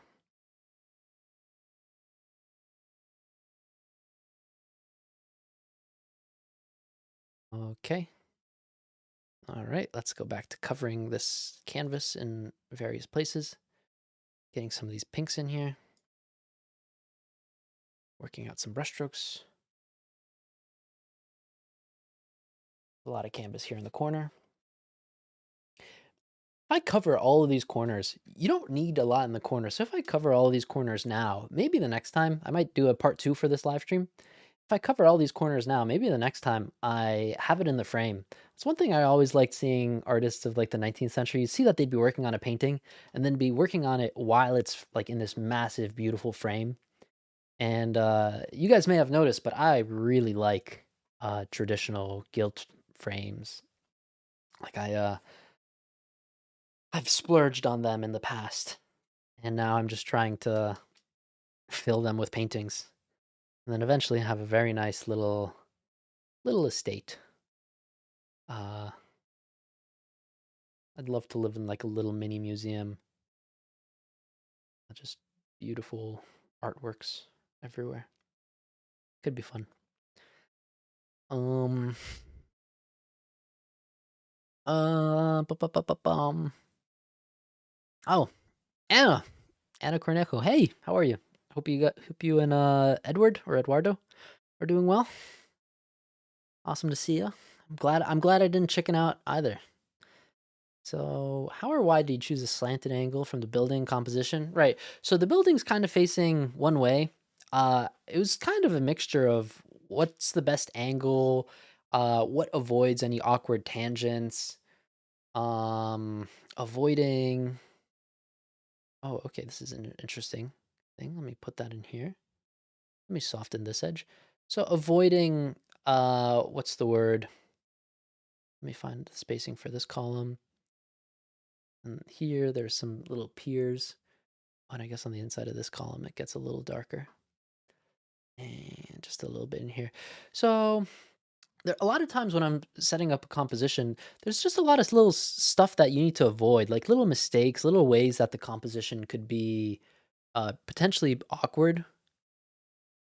And so just figuring out what like the obvious angle is. And this was the obvious angle. And I ended up I made 4 paintings of the treasury on again, all available in the sale coming up. But out of the 4 paintings of the treasury, they were all the same angle. One was a lot closer and was of just this door. One was at a different lighting situation, and one was also cropped in on just the first level of the treasury. And there's just something about that direction that like the other ones looked weird, and that one looked good. And that was that. Okay, so now I'm seeing a few things from the reference that I'm working for. And so there are some hints of color on like these boulders. And at this stage, this is the stage where you could really kind of start zoning in. So at this point, I'd probably jump in and start finishing some stuff. And right now I've been using a pretty large brush for all of this. But there's also the stage where you could start using something smaller. And just going in one by one and sort of working things out. Okay. I feel like some of these blues, let me push a few more of these blues in here so the transition is a little bit clearer.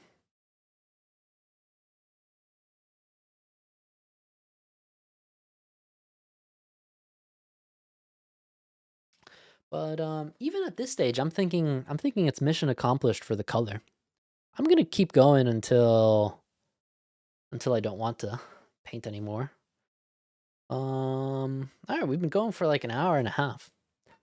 I was thinking, so it's almost gonna be 7. Just thinking like a 3-hour thing could be decent. We'll see how. Oh shoot! I keep on forgetting the bottom part. Let me look for a question while I mix the next bottom part. So, do you use anything besides brushes? Oh, no fingertips. No fingertips, especially with the lead. Besides brushes, my palette knife sometimes, but not much, not often. Mostly just brushes. Um, at what point of your art journey did you transition from hue paints, higher quality mineral ones? Oh, student grade. Um, I kind of started with the good ones. My college professor is probably the first bit of real painting instruction I had. She made an effort to say the student grade ones are bad. And so if you could just get a tiny bit of the real ones, they're way better. And you use less of them because the student grade, those hue paints, they're filled with fillers and they're just not good. Like I don't think anyone should be using those student grade paints, to be honest. If anything, they should just avoid using the cadmiums. They're like cheaper options, but don't. Well, like here's the thing. So hue, you don't need the cadmiums. There are good quality paints. Like this brown pink that I'm using, it's not a cadmium color. It has like perylene red in there or something like that. So there are paints that you could use that are high quality, but not cadmium, not the most expensive ones. But the student grade ones are just really bad, and you should just avoid them if you can. Let's reach for some Viridian. Okay, so that's way more, that's obviously way greener than it needs to be, but not by much. Let's bring back with some of this orange to bring it into a gray. Okay, way too dark, way too blue.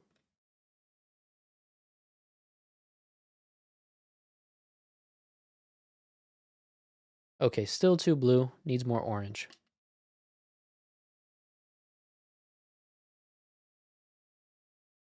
Um, let's look at another question while I keep mixing this. Sometimes you guys be surprised how long it takes to mix a color because you really got to go and get it right.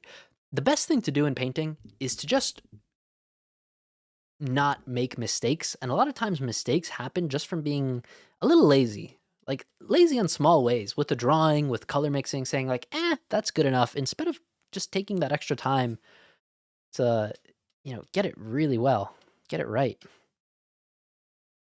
I think there's a quote from Sargent about slovenly painting in his biography from one of his students. It's I wish could remember the quote off the top of my head. Okay, that's really close. So let's get. I guess we need a new brush now. So Felicity, cows in the back of the van. That's crazy. I know you're out in New Zealand somewhere, but if you're on a farm, that's awesome. I have mixed feelings. My parents grew up on a farm, and I am the first of my line going back who knows how long to be a soft city slicker. Uh, but farms are cool. I think, I don't know, maybe people just romanticize them nowadays. Maybe they're not fun. Maybe there's a ton of work and chores. But all right, we've got a good enough tone for this. Let's cover.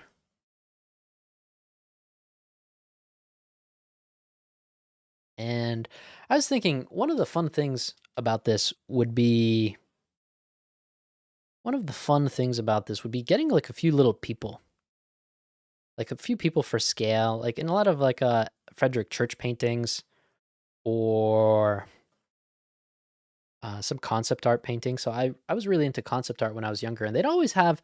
I was really into the environment paintings from concept art. If any of you guys know what those are, but it's like people painting just epic mountains and abandoned temples and sci-fi stuff, and I really loved like Jamie Jones and Craig Mullins and those guys, and Eitan Zana worked at Naughty Dog. I really loved his work, and I remember him from some YouTube video I was watching way back in the day, talking about just making little people for scale. And then they'd also talk about the butter, like the nice brush strokes. They were really painterly brush strokes. It was really interesting. So some of my first forays into painting were actually digital painting. Mm, okay, let me squint at this. Let me look at. I've got a little tool here. Let me show you guys. Let me show you guys this tool. This is something I was talking with my students for my master class. It's a reduction lens. So you guys see how my face is really small right now? And it basically, why is it? Okay, that should work. It basically reduces what we're seeing. So right now, I'm really close to my painting. And so obviously the painting is really big. And I could step back and I've got just a couple of feet, but I don't have that much. So I could use this little reduction glass and I could see some small things. And now what I'm basically seeing is I think I need to push some of the darks up. Like this value is a little bit close to this value. And to really get the color effect, it needs to drop in value a little bit more. So let's get onto that. What kind of canvas am I painting on? This canvas is, gosh, what's the word? Centurion Oil Prime Deluxe that I mounted to ACM dye bond. Or maybe it wasn't dye bond per se, because dye bond is a brand of ACM, but I mounted it to an aluminum panel.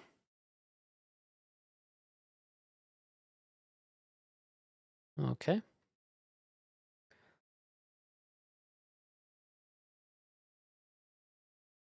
Okay.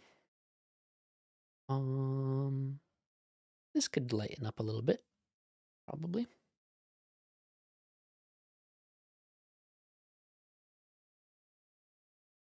This could get a little bit lighter.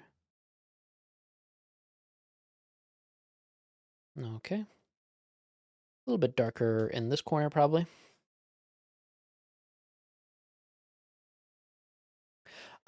It's a little bit of a shame I'm using the Williamsburg's flake white. I kind of prefer the Michael Harding flake white, and they're different types of lead whites, and they really behave differently. And so the Williamsburg flake white, it doesn't really have that nice texture that the Michael Harding one does, or it also depends like what kind of lead white is it? Is it the stack white process, like the traditional way of making it?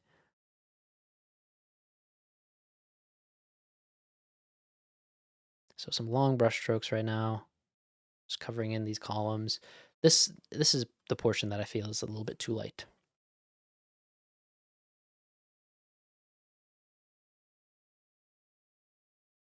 Okay, and then I'm probably need some more shadows in here on the left-hand side. Okay. And let's clean up these edges. Oh, all right.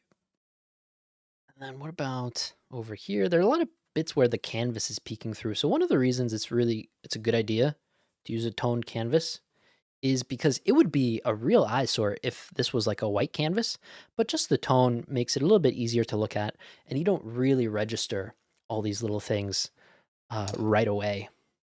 So it's just a bit easier on the eyes to start.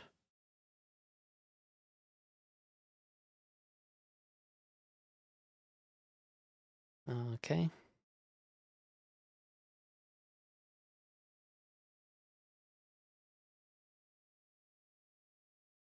Bum, bum, bum.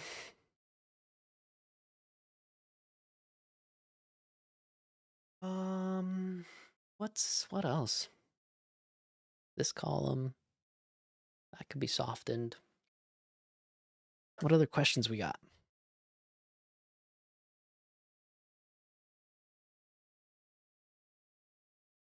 Someone bought an easel off Facebook Marketplace for someone who signed up for my Lime course. Oh, I wonder what kind of easel. That's cool. Maybe it was a Pashad box and they're upgrading. What do people who self-study get out of multi-day workshops? Ah, well, I mean, if you're studying on your own, what do you get out of a workshop? You get access to the teacher. That means getting feedback. And I did a workshop before I went to an academy. I was in college, but the college that I was in wasn't really good. I took a class at the Art Students League, and that was pretty good. But then I took one landscape painting workshop. And my experience in that first workshop with Stapleton Kearns, his snow camp class, it was the most I ever learned in like such a short amount of time. He had this little thing where he said that save yourself years from like messing around and like sign up for his course. Like that's kind of like how he advertised his class.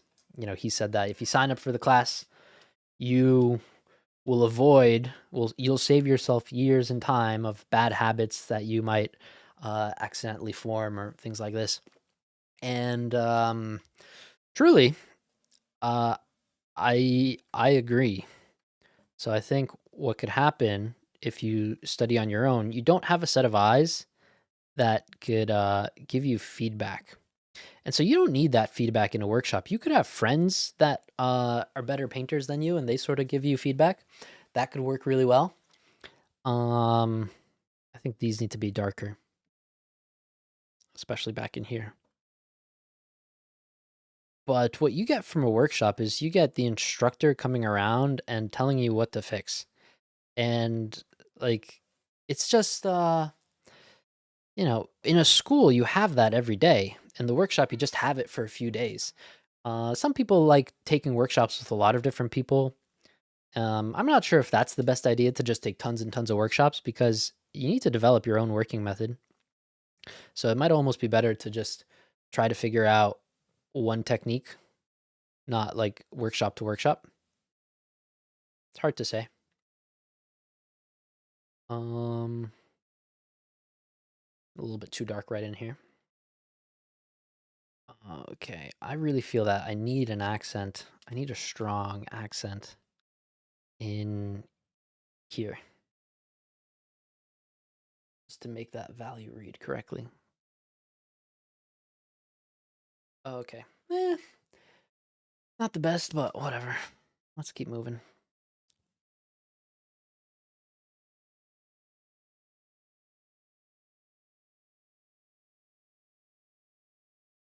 So, yeah, those are my thoughts on workshops. I took some really great workshops with Stapleton Kearns, and then when I was in my second year at the academy, I took one with Mark D'Alessio. Mark's also got a great blog. He's got a great YouTube channel. He's also got a Patreon. Stapes kind of pulled back from uh, teaching online. Like Stapleton Kearns also has a blog that was really active from some years ago. He's not very active on it nowadays, but it's still out there, and you could still find a ton of information on there. I read it front to back, all his like thousand some posts in the few months after I finished the workshop with him, because it was just such a credible experience, and I just wanted to. I felt I was learning so much, and I wanted to keep going. So, but workshops, you could learn a lot in a few days in a workshop, but it's not really gonna it can't really replace just the drawing practice that you get in an academy. Like every day coming in, drawing every single day, that's that's a really particular experience that's hard to replicate.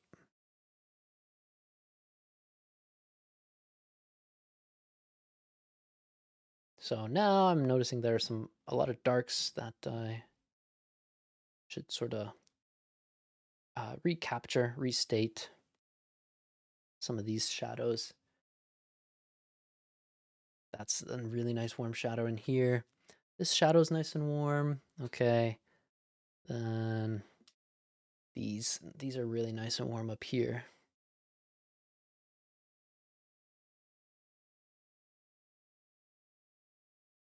And then this is going well. This is going well. All right. Let's take a breather. Don't mess up. Don't mess up. Let's look at some more questions. All right. Was that a little too warm? Maybe a bit. Let me feather it in with the cooler marks.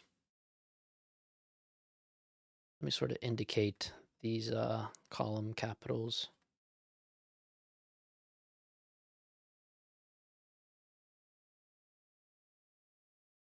Um, Stephen Bauman. Oh, Stephen. Well, I mentioned Stephen a little bit earlier. Stephen was my teacher at the Florence Academy in Jersey City, and he was my main inspiration for starting my Patreon. So I have a lot to thank him for. Uh, Kim saying, "What's it look like inside?" Inside of this, there's not much in there, so it doesn't look like much. Um, Beyond Faded. Oh, how did you start selling your art? That's kind of an interesting story. So it was a few months after I graduated. So the pandemic was underway. I think it was like June, and I'd never really sold a painting of mine. And I was out plein air painting just because I didn't know what I was doing. I figured like, oh, I should be painting. I actually didn't paint for a few months. It was really depressing. The first bit of lockdown because friends and some family things, and it was really depressing. But eventually, like after a month or two, I started going out and painting, and without like a clear goal or plan of selling stuff or whatever, but just knowing I need to do something. I can't just sit around and do nothing. And so I went out and I found a local park, and there was a view of the Hudson River, And so I just sort of like painted it, and I was like, okay, well, it's kind of going good. And there's a woman that stopped by, and shout out to Karen, Karen G. Probably shouldn't say her full name. I don't know if she'd want me to or not, but um, I don't know if she knows how much of an impact she made. Your first sale, she sort of stopped by and she thought the painting I was working on was just absolutely beautiful, and she wanted to buy it. And she asked how much, and I like thought to myself, and I thought, gosh, I don't really know. I've never sold a painting before. I don't really know how to price it. I know, like, someone like Mark D'Alessio, he sells his little 9 by 12s for about 3,000 at galleries such as Grenning. And Joe Paquette, he's also up there with those prices. And I still don't sell at that level for these paintings. Just a few hundreds for me. But at the time, I was like, "How's 300 sound?" And she didn't even bat an eye. She, what she said was like, "Excuse me, let me go get it from my car." And to me, I was like on top of the moon because previously I was working as a valet, like $300. That's how much I could make in a weekend if I was lucky. And she just it wasn't a question for her, and she was so happy, and like it was a weird feeling for me. And it's kind of another thing that you need to sort of work past if you're raised in a family that doesn't have a lot. Charging money for artwork just makes you feel really uncomfortable. And so yeah, anyway, it was just it was really surprising what that she wanted to buy the painting, and she did, and that's how I made my first sell. And then later that year I got in touch with some galleries because I was reaching out to people that landscape painters, people that had come through the school who I had like some connections with, who I met previously. And so there's another quote that I really like. This comes from a guy named Gary Vaynerchuk. He's kind of like cheesy motivational speaker, but also sort of like businessman slash marketer. But he had like a piece of advice that I really liked listening to him when I was about like 18, 19, 20, right before I got into the academy. He has a quote that, if you wanna get good at something, get as close as you can to the sun. And that means find the people that are, doing what you want to do, and just see what they're up to, like see how they do the things that they're doing. And so for me, that was, reaching out to some other living landscape painters. And they throw me a bone. They got me in touch with some galleries. They included me in some shows. I sold a bunch of paintings, and then I found it really challenging to keep up with the demand, and also just the painting sales kind of slumped in 21 for me. And then I sort of transitioned to doing things on my own. And so, another shameless little plug, but this and a bunch of other paintings are going to be available next weekend, I think. But that's kind of how I started selling.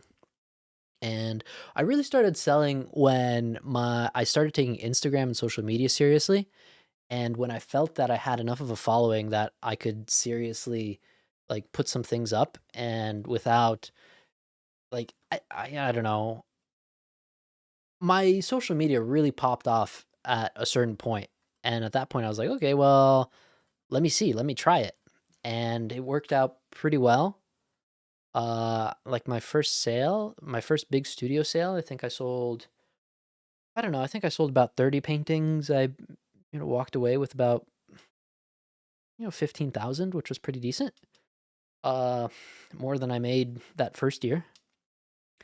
And because it was just a bunch of small paintings at scale at a relatively low price, about $500. I'm slowly increasing my prices, but relying on scale, I found was a bit of a better option. More people are able to afford your paintings.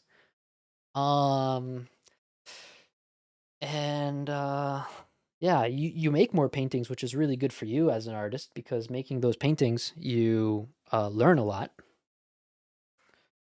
So that's really good and helpful. I don't know how I got a little bit of paint on my brush, but I somehow did. And then, it's more content that kind of feeds the social media machine.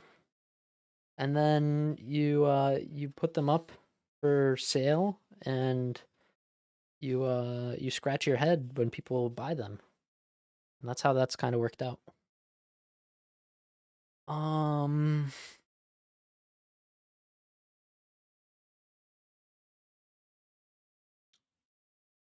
oh, there are a lot of comments that I missed just now, just recent ones. So let's get through more of these. Mind to share a basic list of brush sizes and shapes. Oh, oh, okay. So if someone's joining me in Florence, if you go on the website for the workshops, I need to make the group chats for Florence since we're like a month away. So I'm gonna be making some WhatsApp group chats soon for us all. But what you should do is go to the website and there's a materials list in the description. And so basically, I just use a bunch of bristle filberts of different sizes, and then also a few sable rounds. I find the sable rounds to be really helpful when I'm getting into details, but not super necessary in the beginning, but helpful a little bit later on. Um, and then really good trilogy of movies. Indiana Jones, cool. Where do you find gilded frames? I don't know if I should put you guys on to where I get my frames from.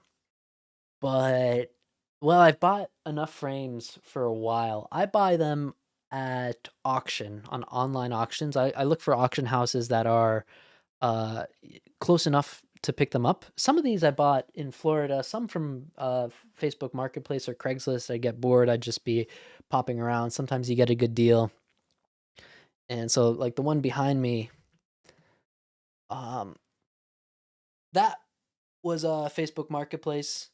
And then these are on auction, and there's one like over here that was also Facebook Marketplace, where it's like $70 for really great quality. It's not wood carved, it's plaster, so it's a little bit cheaper.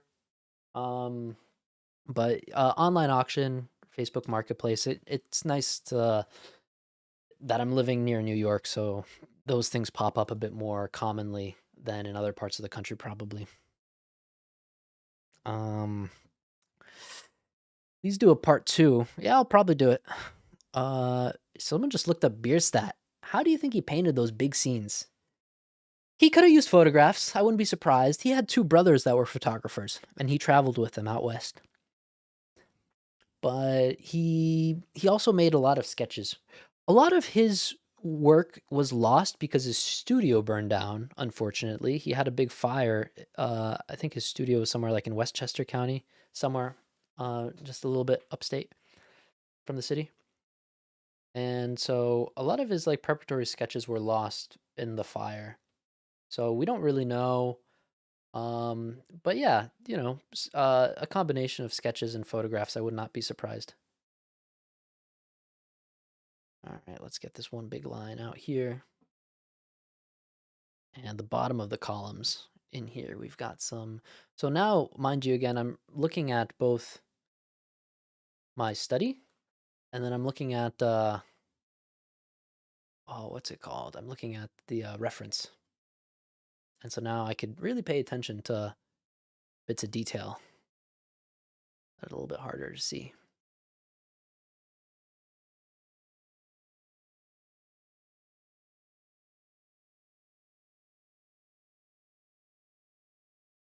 All right. Here it's gonna be a little bit lighter. I guess this kind of works with the tone of the canvas. So you see this and this actually line up pretty well. Sometimes when the tone works, you can just kind of leave it for a bit. You don't have to go in and fuss about uh, all with every little last stroke. I wonder if these are still, there's still a way more color up here probably than needs be. And then these, there's a little softness of the light.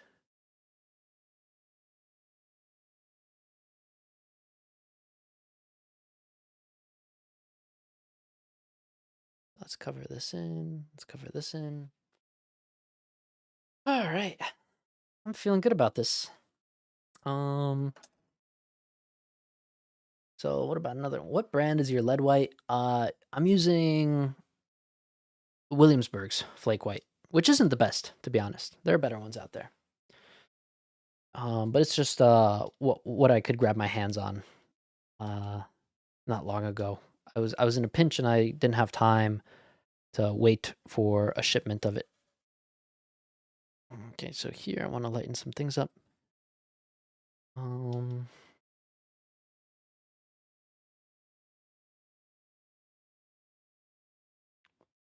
let me grab more of the lead white because there's these like features right in here.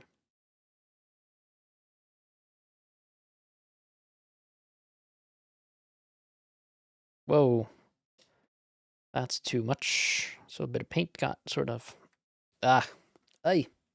Oh well. Oh, that's kind of nice. So getting in some more variety. Trying to look for these colors that I have. So some of these blues. Whoa, way too light. Whoops. Okay. Bum, bum, bum, bum, bum.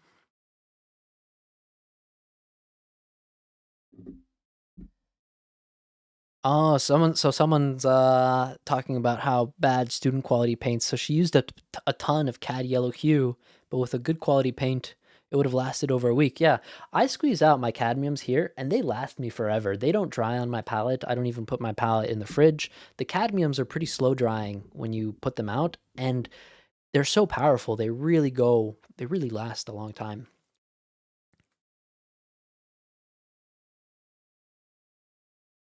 So yeah, I don't think anyone should use those student quality paints. Honestly, just it's never a good idea. I think I'm probably getting some drawing issues. I haven't really been focusing on drawing all that much right now. But then I feel like this space is a bit too wide.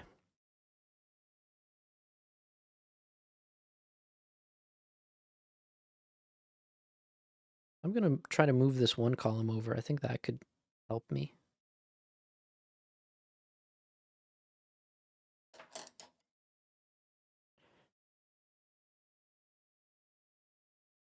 Okay, let's pay attention.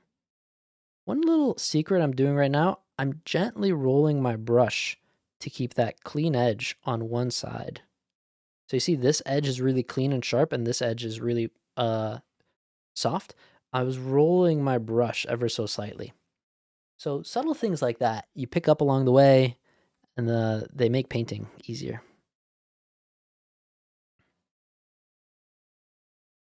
All right, so here the shadows are actually a little bit deeper. And maybe, I don't know. It's not that bad. This is a little bit too light on this area.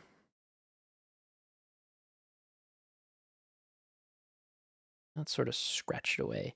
So now with the same brush, I could just use the stiff bristles to sort of scratch things away and to just redraw. Okay, here's an interesting moment. We could have a little dark bit at the edge over here. I don't even know if you guys see this moment. It's blocked by the camera, but that's still a important moment in the painting. All right, so we've got some dark lines traveling across the piece.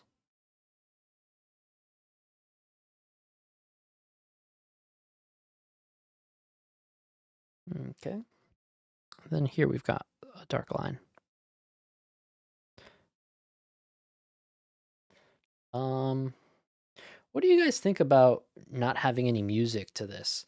I was thinking about maybe adding some ambient sounds, but then I just didn't have time today. Didn't work out. So I hope you guys don't mind me just talking all the time. But maybe next time we could have some sounds.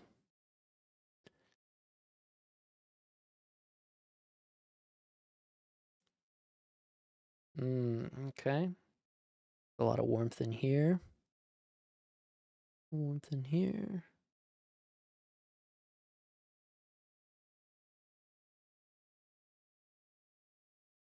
Bum, bum, bum, bum, bada, ba, bum, ba, bum, bum. Lead White answered that. What size is my palette? My palette's about 11 by 14 is the total size of the box. Um, all of these are usually 9 by 12, so this is about 11 by 14 is the outside of this box. And so this mixing area is about a little bit less than 10 by 14.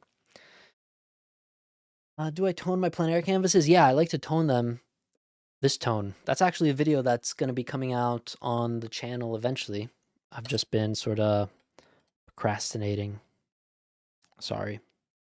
But the next video I have is about toning canvases because that's one of the most common questions I get, honestly. And I think it's an important question. I think the tone of your canvas can really help or hurt you when you're painting.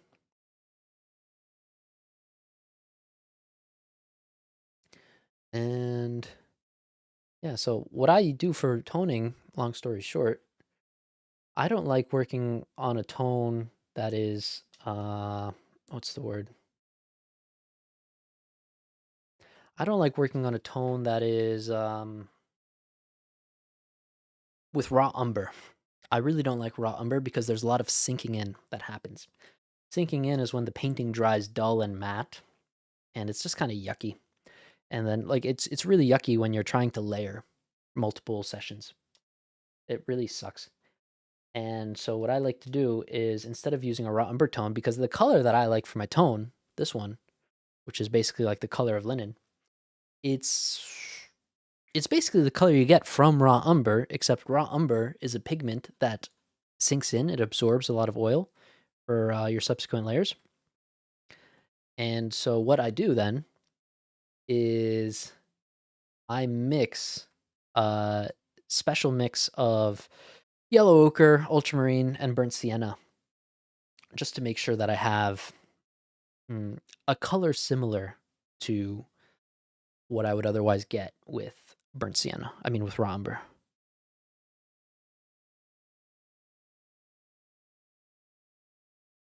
So that's what I like to do.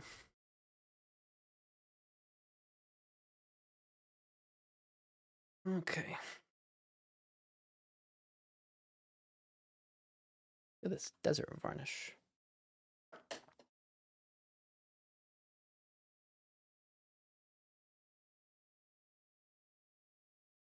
So another thing that I'm thinking about, and this comes really slowly over time, but eventually you start thinking a lot about how you're actually applying the paint and what kind of brush marks you're making. And so that's something that you can slowly work towards.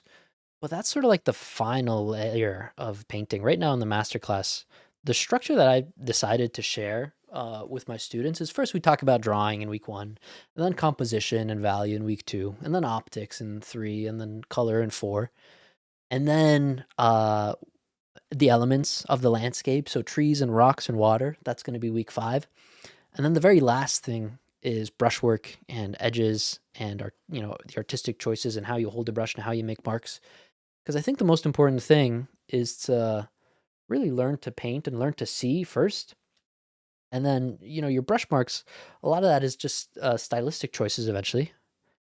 But you need to get there. And, well, what I really like to think about is just having a really amazing variety. Try to hold my brushes in different ways. So switching my brush from this to this to this to like sometimes even this sort of stuff.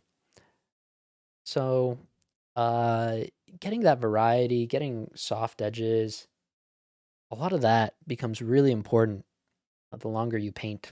It's sort of, I don't know, the final boss of painting. I don't know. So that's something I think about a lot. Toning. Do you fold the edges of your linen? No, no, no, no. It's just cut. Um, it would be hard to glue it. I don't know. It would use up more glue. Huh. Someone saying on Patreon I had a brush snow vid. So the big snow vid from a few months ago, I had a Word text document with recommended color brands. That's weird. I don't know what that could be. I have a materials list that's attached in some places on the Patreon, but I'd need to take a look. You should comment on Patreon or message me on Patreon, and then I'll be able to get back to you, but I won't be able to do that right now. Yeah, so we're really in the stage where I really could just zoom in on any one thing and just start finishing, like little by little. Um, what is missing? Well, some things could be darker. This could be a little bit darker. Is this symmetrical? It's a little hard right now. I'm kind of looking at my painting from an angle. It's kind of challenging. It's also a little bit challenging if you're talking while painting. It uses up part of your brain that you could otherwise use to focus your full focus. But I don't know. Having fun so far. Hope you guys are doing all right. I wonder how many of you guys are on right now live. Let me peek. Viewer activity or analytics. All right, we still got about 100. That's pretty crazy. Other questions. Let's see. So the Patreon thing. Hello from France. What do you typically do in your one-on-one people? Is it mostly critique than technique suggestions? Kinda. Yeah, a lot of times we go in and we paint over their work, whatever they submitted that month. It's best for people that have a pretty the one-on-one thing on Patreon is best for people that have a pretty like gosh, what's it called? Individual uh work thing, like people that are self-motivated and they come every week with to show what they've been working on, and we just talk about how the month went, and we talk about techniques, and we talk about theory. And Kim, I think you're on the master class, so a lot of the lessons are the ones that I'm sharing there right now, basically. So a lot of those lessons are just taken from all the time that I've worked with those people. So you know, it would be kind of like that.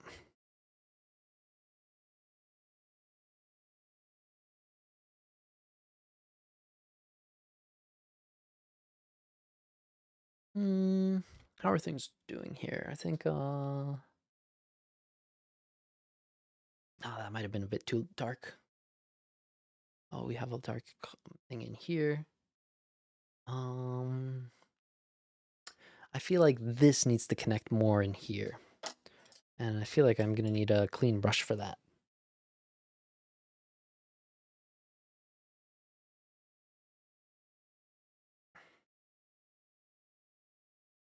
Ah, other questions. How long did the original take? So the original was close to probably around 4 hours. Around 2 hours on the first day, and then on the second day, about the same. Um, and maybe a little bit more. It's hard to say.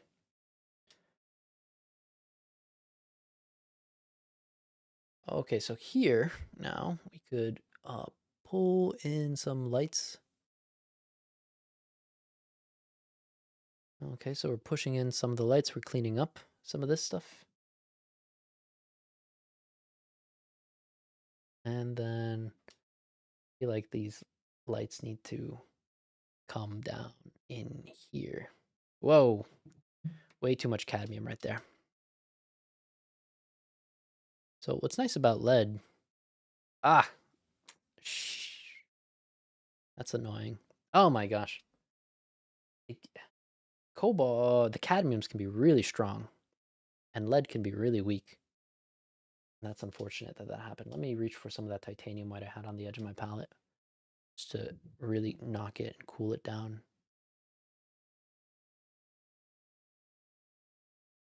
Mm, where was I? I don't know. Bum, bum, bum, bum, bum. Looking at Stapleton Kearns, he seems to outline a lot of his shapes with the dark. Huh. Mm, yeah, I don't know about his outline. He's very shapy. Part of that is just the style that he's going for. Stapleton really cares about painting in a Boston style, so like an American Impressionist lineage.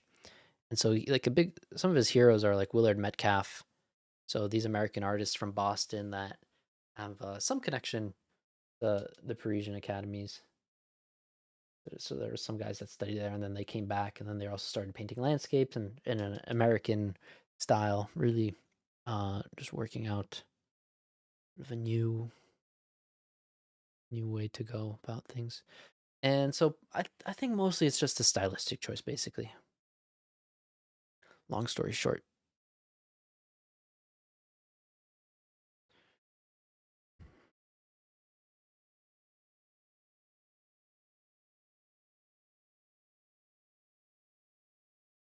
Okay.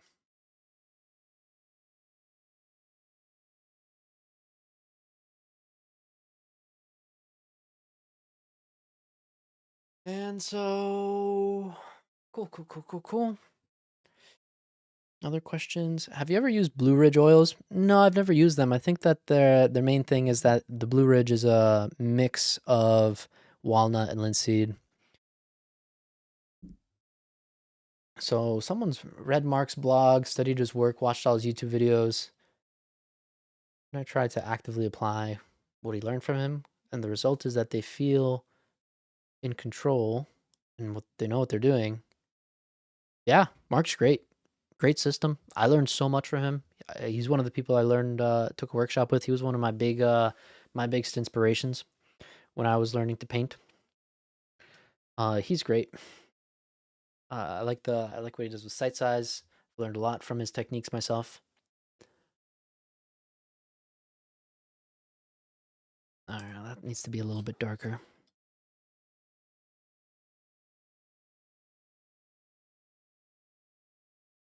Okay, so a little bit darker, just like that. Maybe get some of these blues out of there. All right, cover these bits of the canvas. Okay, that's pretty decent. Hmm. Maybe have more. Another thing that happens in really interesting lighting situations, sort of like a penumbra effect.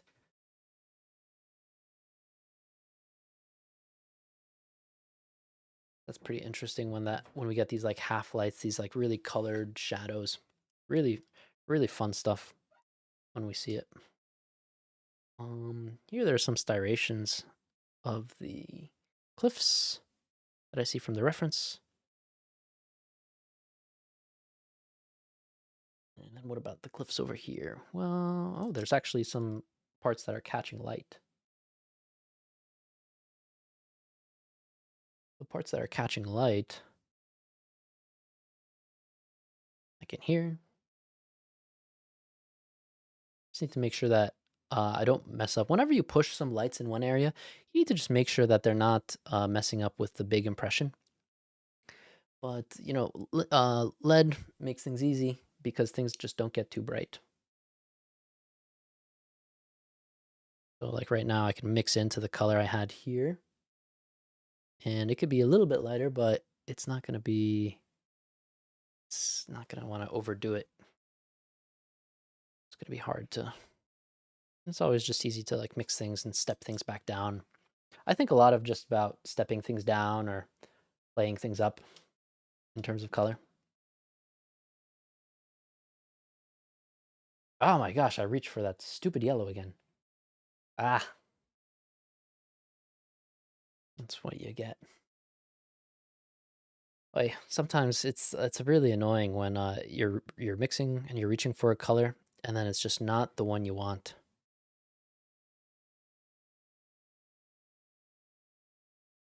Okay, so here really pushing on some of the lights and then we could push up more of these over here.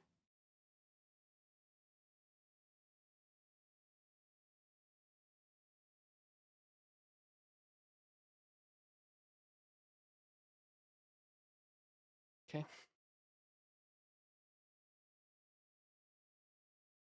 All right.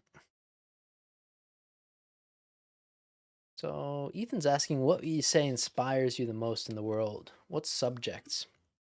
Um, Mostly I was drawn to environments and landscapes and more pastoral scenes, but I've come to really appreciate architecture lately. And So we've been kind of on an architectural bend for a while. It's really beautiful. Petra is amazing because it's a really interesting blend of architecture and then the like I don't know, the cliffs, the sandstone, like all the crazy stuff. It's just so insane. I really love it. Um, I've never the one thing I never was really into is still lifes. Still lifes have never been for me. I like figurative stuff. I like portraiture. I like landscapes. I like cityscapes. Seascapes are fun, but never got into still lifes. I was always bored, and I was always begging my teachers to be able to do something else at school. But still lifes were part of the program, and whatever, had to do them. This column's super weird. Do you think that there's different types of learners and different types of learning styles when it comes to painting? Uh, Probably. I don't know that much about learning. I feel like learning is definitely a science that I just don't know enough about. One of my favorite books that I talk a lot is Peak by Anders Ericsson. And so it sort of gave me a framework to understand how we learn. And the long story short from this book is we learn by purposeful practice. So you have to put in the time in. And then aside from purposeful practice, we learn by, I guess this one's kind of crooked.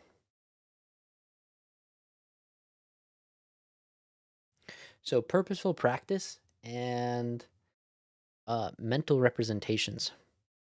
And so when it comes to like types of learners, I don't know. I'm sure there are different styles of learning. Like there are visual learners, right? That's definitely a thing. Um okay, now I'm going to do a little trick, and what I'm going to do is I'm going to stand and look at my painting from an angle because what happens if I come around and look down.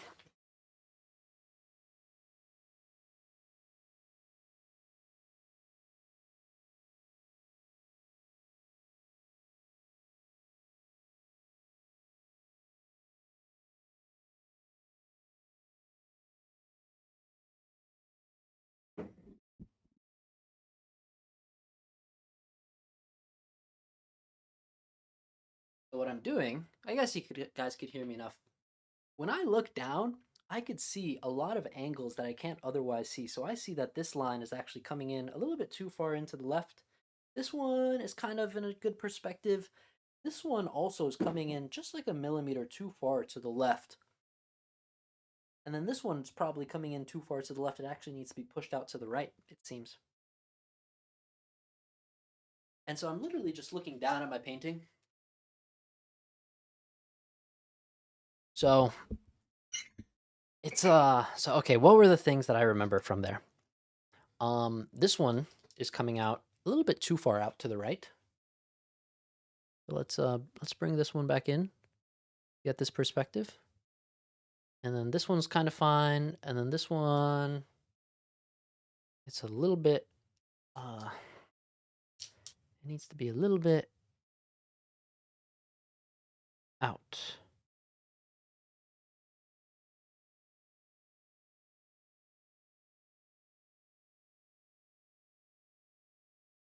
Okay, let's get a bunch of what color should this be? I guess mostly cobalt, a cobaltish gray. Then let's re-accent that line right in there. Okay, we could push up a little bit of the cobalt. There's some more blues at the very bottom here.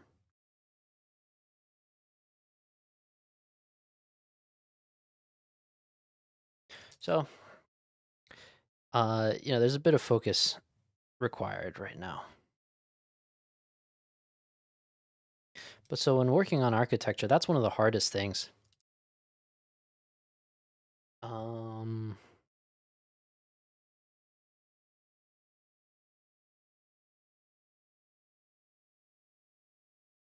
but bum bum bum bum. It's going all right though.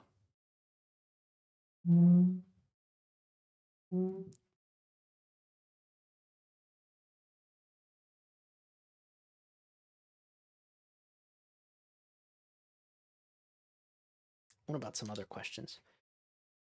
So, Facebook Marketplace easel is a huge H frame. Oh, cool. Oh, and that's from Greer. That's awesome. Cool. Oh, hey Tim. So Tim, I recognize he's one of the students. Yeah, so this is gonna be posted live, and what do I think my social media popped off? It was the combination of my work, like sort of achieving a critical mass. Like in our painting, we obviously need to get better at actual painting when we're posting to social media. But then there's also the aspect of actually taking it seriously. And what it really was Reels. Like Reels, Instagram was pushing Reels. Instagram is still pushing Reels. Reels are the best way to get discovered and to have your work shown to people that don't follow you. How long did your plein air painting take? About 4 hours. What are some bucket list places you want to paint? You know, Petra was a bucket list place, and right now I don't know. I really want to paint in Switzerland. I want to go back to the Dolomites, even though I was already there. Um, I want to go to Mount Rainier, Montana. So that's sort of like Northwest country, like America. That would be awesome. Um, I don't know. I don't really know. I mean, like I've been able to go to so many amazing places. Sicily, south of Italy, that could be fun. Some little island with like beautiful water, like Sorolla painted during the summer months. That would be awesome. I don't know, but I I I love my job that I'm able to do this. It's ridiculous. I wonder what's going to happen in a few years if the singularity comes about or AI or you know. Um Kind of just trying to do what I can now in case things go south. Okay. What should I be working on here? Probably some of the lights in these columns. No, that's way too warm. Let's mix more blue into it. Blue and white. So, like some blue and white in here. Oh, okay. The thing with these columns is these columns have like a certain pattern for the stone, and eventually you want to find those things.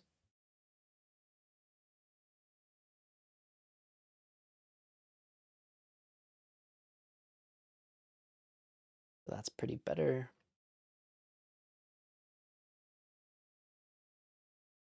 I think that maybe there's a bit too much perspective on this column here, so I'm going to feather this in to make it just a little bit more vertical. So it's a bit more curvilinear instead of a straight perspective. A little bit more of a curvilinear perspective in there. That could be nice. I hope this is going to look good in the frame. I guess I could do a little frame check before we call it for the day. What's it looking like? Oh, it's 7:30. Questions. Never use lead white. Might be worth a try, but just be really careful. No music is good. Cool. Cool. Oh gosh, that was a while ago about the music. Oh, prefer no sound. Yeah, well you guys could always hey Christina, you guys could always turn on some music on your own. But I do like if you go for long. Oh, okay. I understand. So how do you handle sunken areas? And sunken areas in, if this starts to sink in, I would need to oil it out. And that's done just really carefully. So oiling out, you need to be really careful about making sure everything is really dry to the touch. And you really don't want to oil out everything all at once. You only want to oil out the area that you're going to be working on.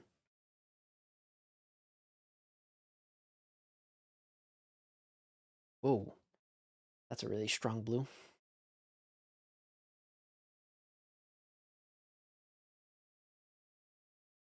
But it's good to get some more of these violets. I remember in person there were so many like viridians, and I probably should have varnished this painting before I started working. but oh well. Let's push some more viridians in here. Let's get a little bit of hints of viridian in here. In here.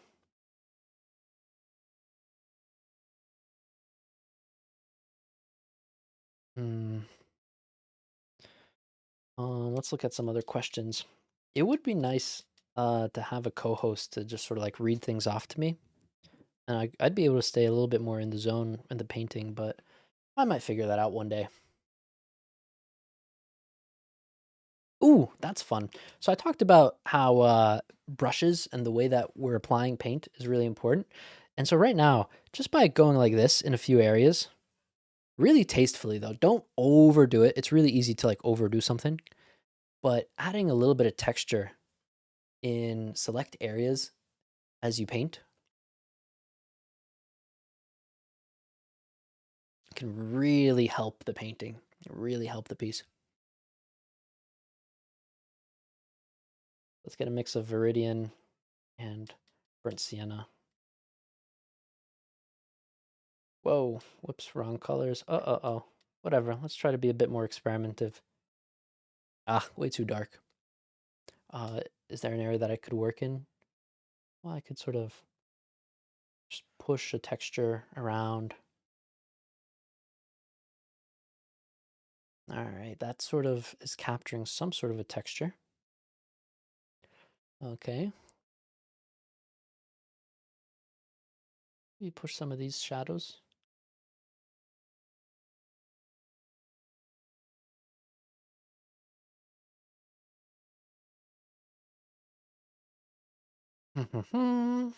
Next question.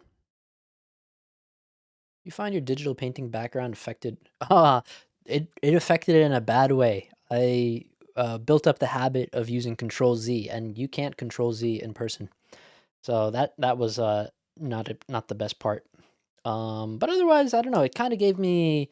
I think I understood a lot and wasn't able to do much. So like in theory, I understood some things about painting, or I thought I did. Probably didn't. And I don't know. I don't know. I grew so much when I finally got into the academy, really. It's hard to say. Do you ever do dots of same value, opposite color temperature? Yeah, a little bit. Not like pure dots, but I'll definitely have hints of color just to like push the vibrancy, just arbitrary color, usually picking complements, just have a little bit more contrast.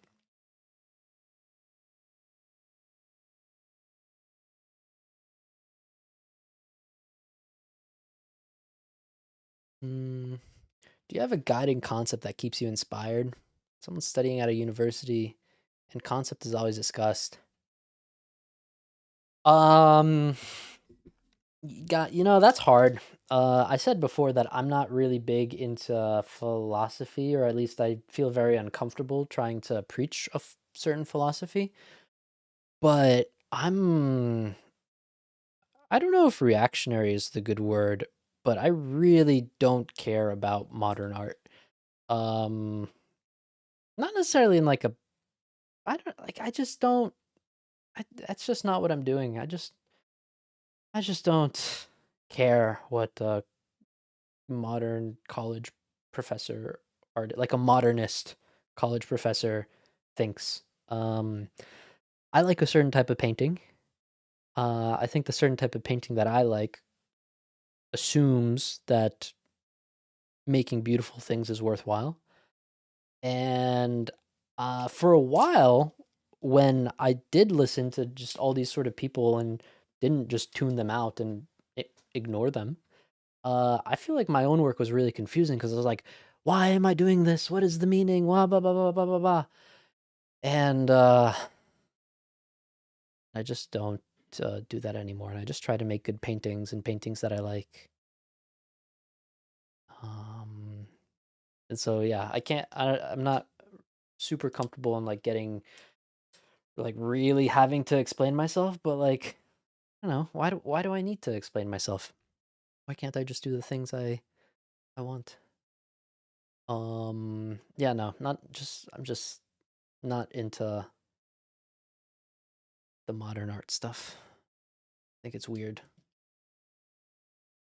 Um, so Tamara's saying that was a clever trick. I don't know. Was that about my brushes? What size is the panel? I think this is about 17 by 22. I'm not sure. I think it's about that. It's a weird size. It's a special panel for that frame. So you definitely filled a void entering social media the way you did it. Thank you. Oh, Chile. Milen is telling me to. I want to go to Patagonia. I really wanted to go to Patagonia, and then I saw a friend of mine on Instagram, Michele.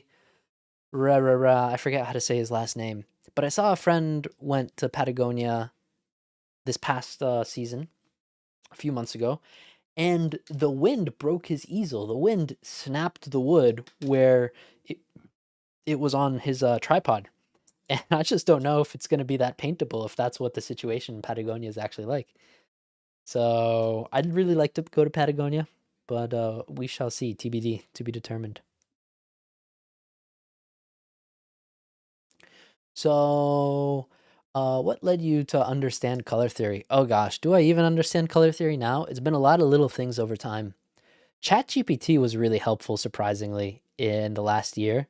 I last year, maybe almost like year and a half, I'd go to museums and I'd ask ChatGPT, how do optics work?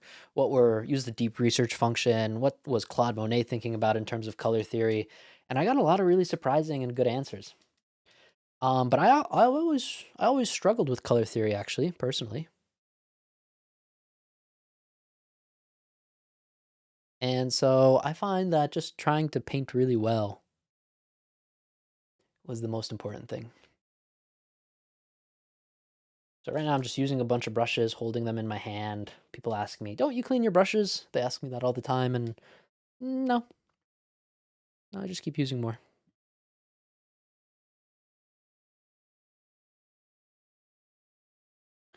And so now I'm making much more careful marks. Oh, let's get some yellow ochre and brown pink. Let's get a lot of brown pink. Brown pink was such a useful color for Petra, and I never had it on my palette before the trip, but I knew that Sargent really made good use of it, and so I got some brown pink on my palette, and it really lived up to expectations. Really great color.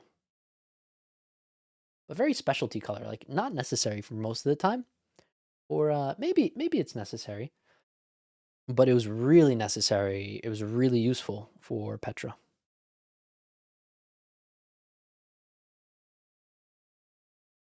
So right now it's pretty helpful getting some of these warm colors in here.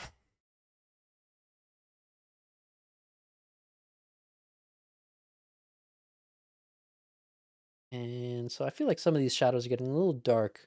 So one of the ways to make atmospheric shadows is to reach for yellow ochre instead of titanium white. That's a little trick from the academy in terms of, it really works for painting flesh, but also for other stuff.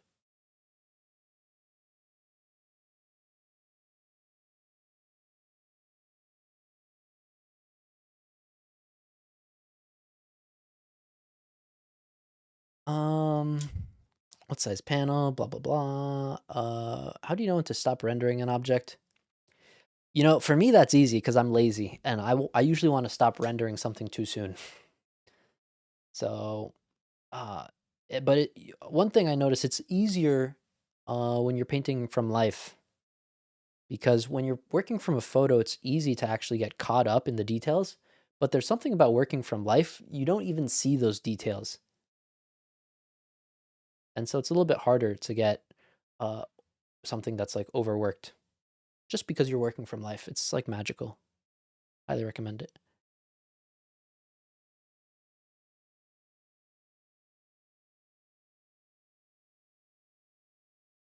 So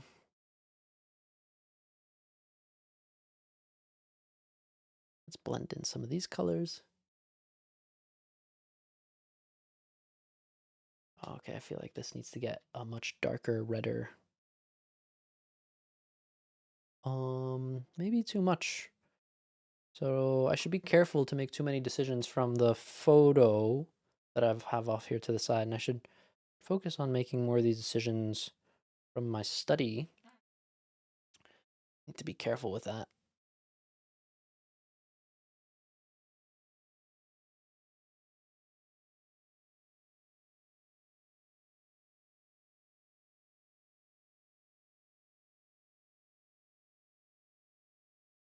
Transition this, soft marks. Cool, cool, cool, cool.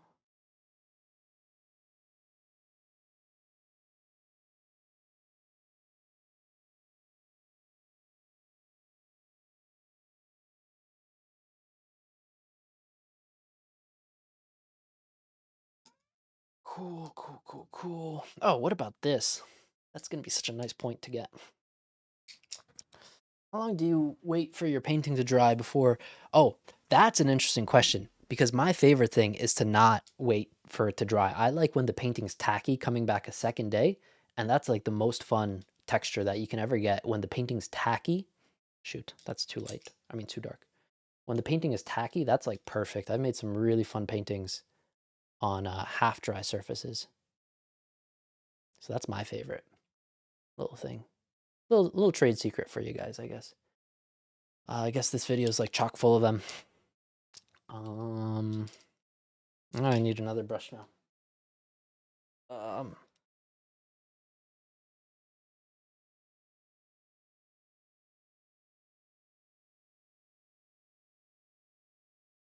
okay. I just have everything lying at my feet. Oh, I've got this other one, and now I've reached for like the smallest brush of the bunch. So of all these brushes, this one's the smallest one, and it's good to use for drawing.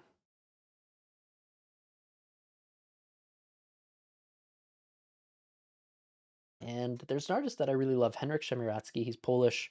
His work is just amazing. It's really hard to spell his name though. Um, so please don't. I don't know how to describe that.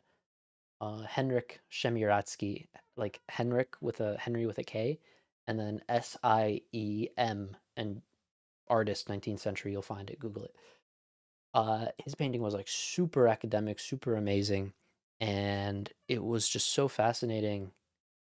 Uh, and when you get up close, and this is something that I realized, uh, I was able to reach out and speak to a conservator in Poland, and she told me a lot about his technique and gave me like a really great book on his stuff, like a conservator's book, and learned a lot from it. And so he'd use like a little brush for ever in his paintings. It's really interesting how far he got with just a little brush.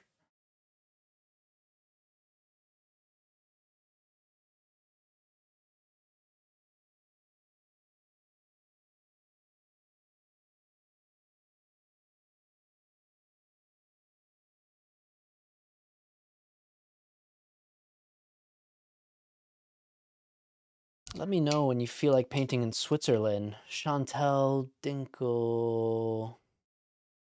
Oh, that's interesting. Um, I don't know. I want to paint in Switzerland. I really want to paint in the mountainy area. I think I may have seen a message from you not long ago.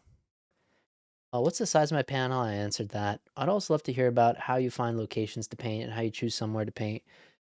Yeah, just find things that look cool. Claude or ChatGPT might be able to make you a decent bot to sort and read questions. Oh, I don't know, maybe. Uh, paint it because it's beautiful. It doesn't have to have a complex message. I like that. How many paintbrushes are you using for this painting right now? One, two, three, four, five. I've gone through seven right now. They're all big bristles.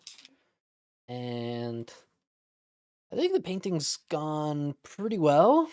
Um, I'm looking at it and I think I'm not sure if I really like the forced perspective. Like it's a really strong perspective here.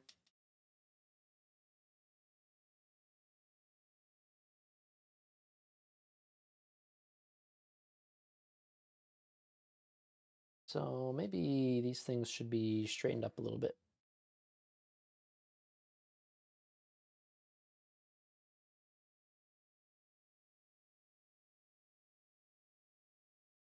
It's cool because I could look off to my side and I see the preview of what's on my screen,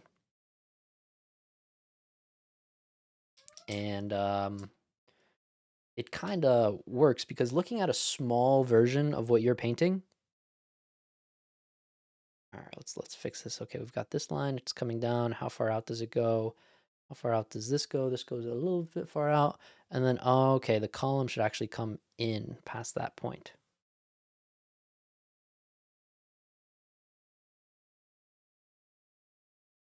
So then let's lose this edge.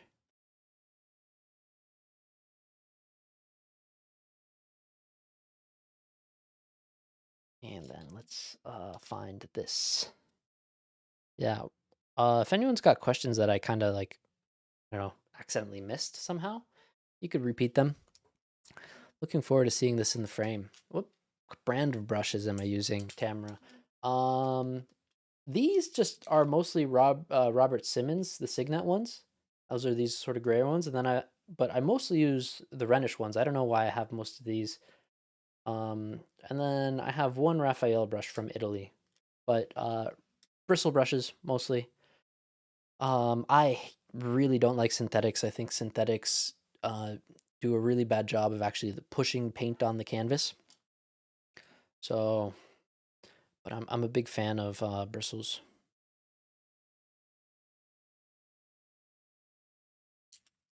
I think the bristles are they just push the paint around. Like you could push it around. You can make a lot of soft transitions.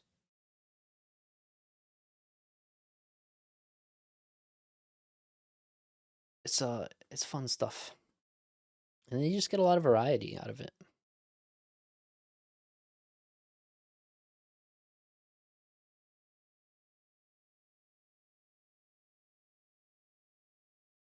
Yeah. Okay. Well, let's find this little plane. Comes around there. One of the things about architecture is it's just so detailed. That's one of the hardest parts about it. And at a certain point, you just get into all these little details. Like in here, there's like a ton of stuff that I could have paid attention to that I was just sort of, I don't know, I was just sort of ignoring it. Just wasn't paying close enough attention. A lot of times that's what painting's all about, painting close enough attention.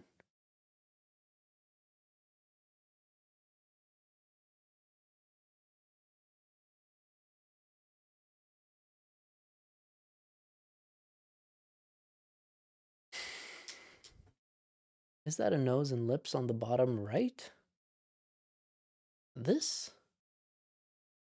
No, it's like a caravan trader. It's like a figure and a camel, I think, is what it's supposed to be.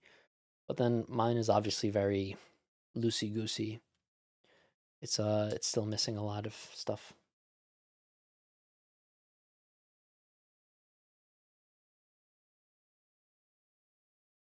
Let's fix that column.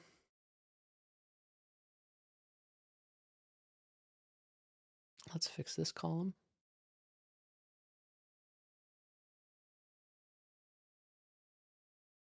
Whoa, that was a really strong red line there. I don't know if that was a good move.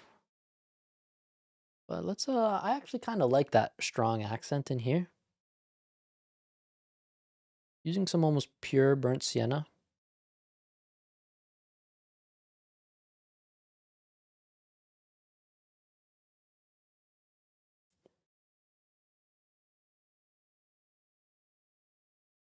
That's actually a pretty nice effect. Some of these pure colors.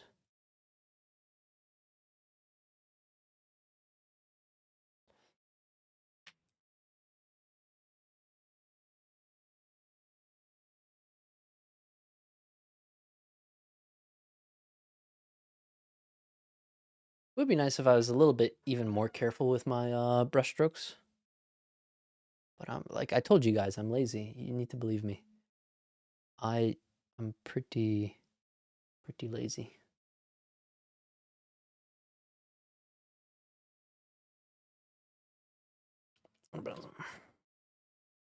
Are there artists in my family?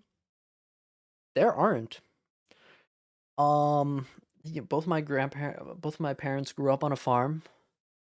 They came to the U.S. My dad did construction. My mom uh, cleaned stores like I don't know, the Christmas tree shop, home goods type of stores. I forget what those are called now. Medical billing. Um, but no artists. I always loved to draw and just sort of came across it. I guess mostly with I mean I don't know. You know, if you're a kid in the U.S. and you're part of the culture now because you're here and you know found it online, found it through the art classes that I was able to sign up to in school. I never wanted to go to the other classes. I always wanted to just draw. So I signed up to as many art classes as I could and when I had that flexibility in high school. At first I thought I'd maybe do architecture, maybe do concept art or illustration. And I found Mark D'Alessio's blog. And it was Mark D'Alessio's blog that uh, showed me Stapleton Kearns's blog. And I realized, oh shoot, there are people that are like doing this for a job. Sounds way more fun. And that's kind of how I got to where I am now, or how I was exposed to art, I guess, because no family members. Um, all right, yeah. See you, Melissa. All right. Well, it's 8 o'clock. You came out pretty good. When making a larger painting from a smaller, do you try to push the detail resolution? Yeah, no, I'll be pushing a lot of detail on this, but I feel like it came off to a pretty good first start. Um, I don't know, like maybe I don't do anything more on this. I need to finish taxes, but then the studio sale. So if anyone watched this far, right, again, this little painting is gonna be for sale. Let's switch this. It looked pretty decent from that. It actually looks, yeah, you could do a lot in 3 hours. Awesome. I would not have done this on my own. Sometimes I watch movies, but it's such a drag painting indoors. I don't know. Maybe one day I'll have a studio that I just like being in. I don't have any natural light here right now. Um, so I'm pretty happy. Again, studio sale gonna happen next week probably. And I mean, I've got the catalog almost ready to go. I just need to write a few more emails and stuff like that. I'm pretty happy with how this came out so far. One little thing I'm noticing. One little thing I'm noticing right now. I noticed this is a bit lighter. Like so this right here would be lighter and warmer. So some cat orange with this. Uh there's just a little bit of reflected light in there. Maybe I overdid it. Whoopsie daisies. So yeah, the studio sale is gonna happen. Uh one spot left in each Florence workshop. Just heads up if anyone cares. All right, fun stuff. I think I could put it in the frame.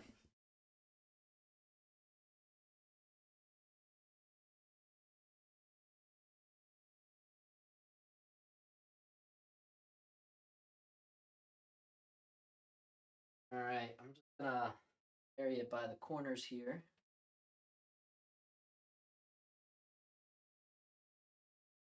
That much paint. Drop anything?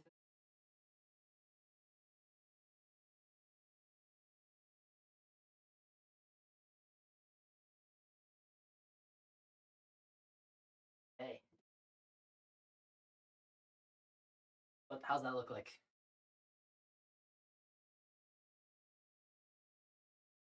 Uh, uh, uh,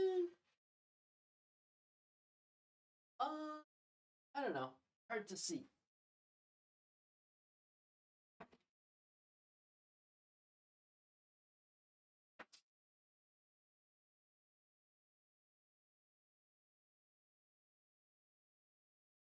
Oh, can you guys see that? No, wrong way.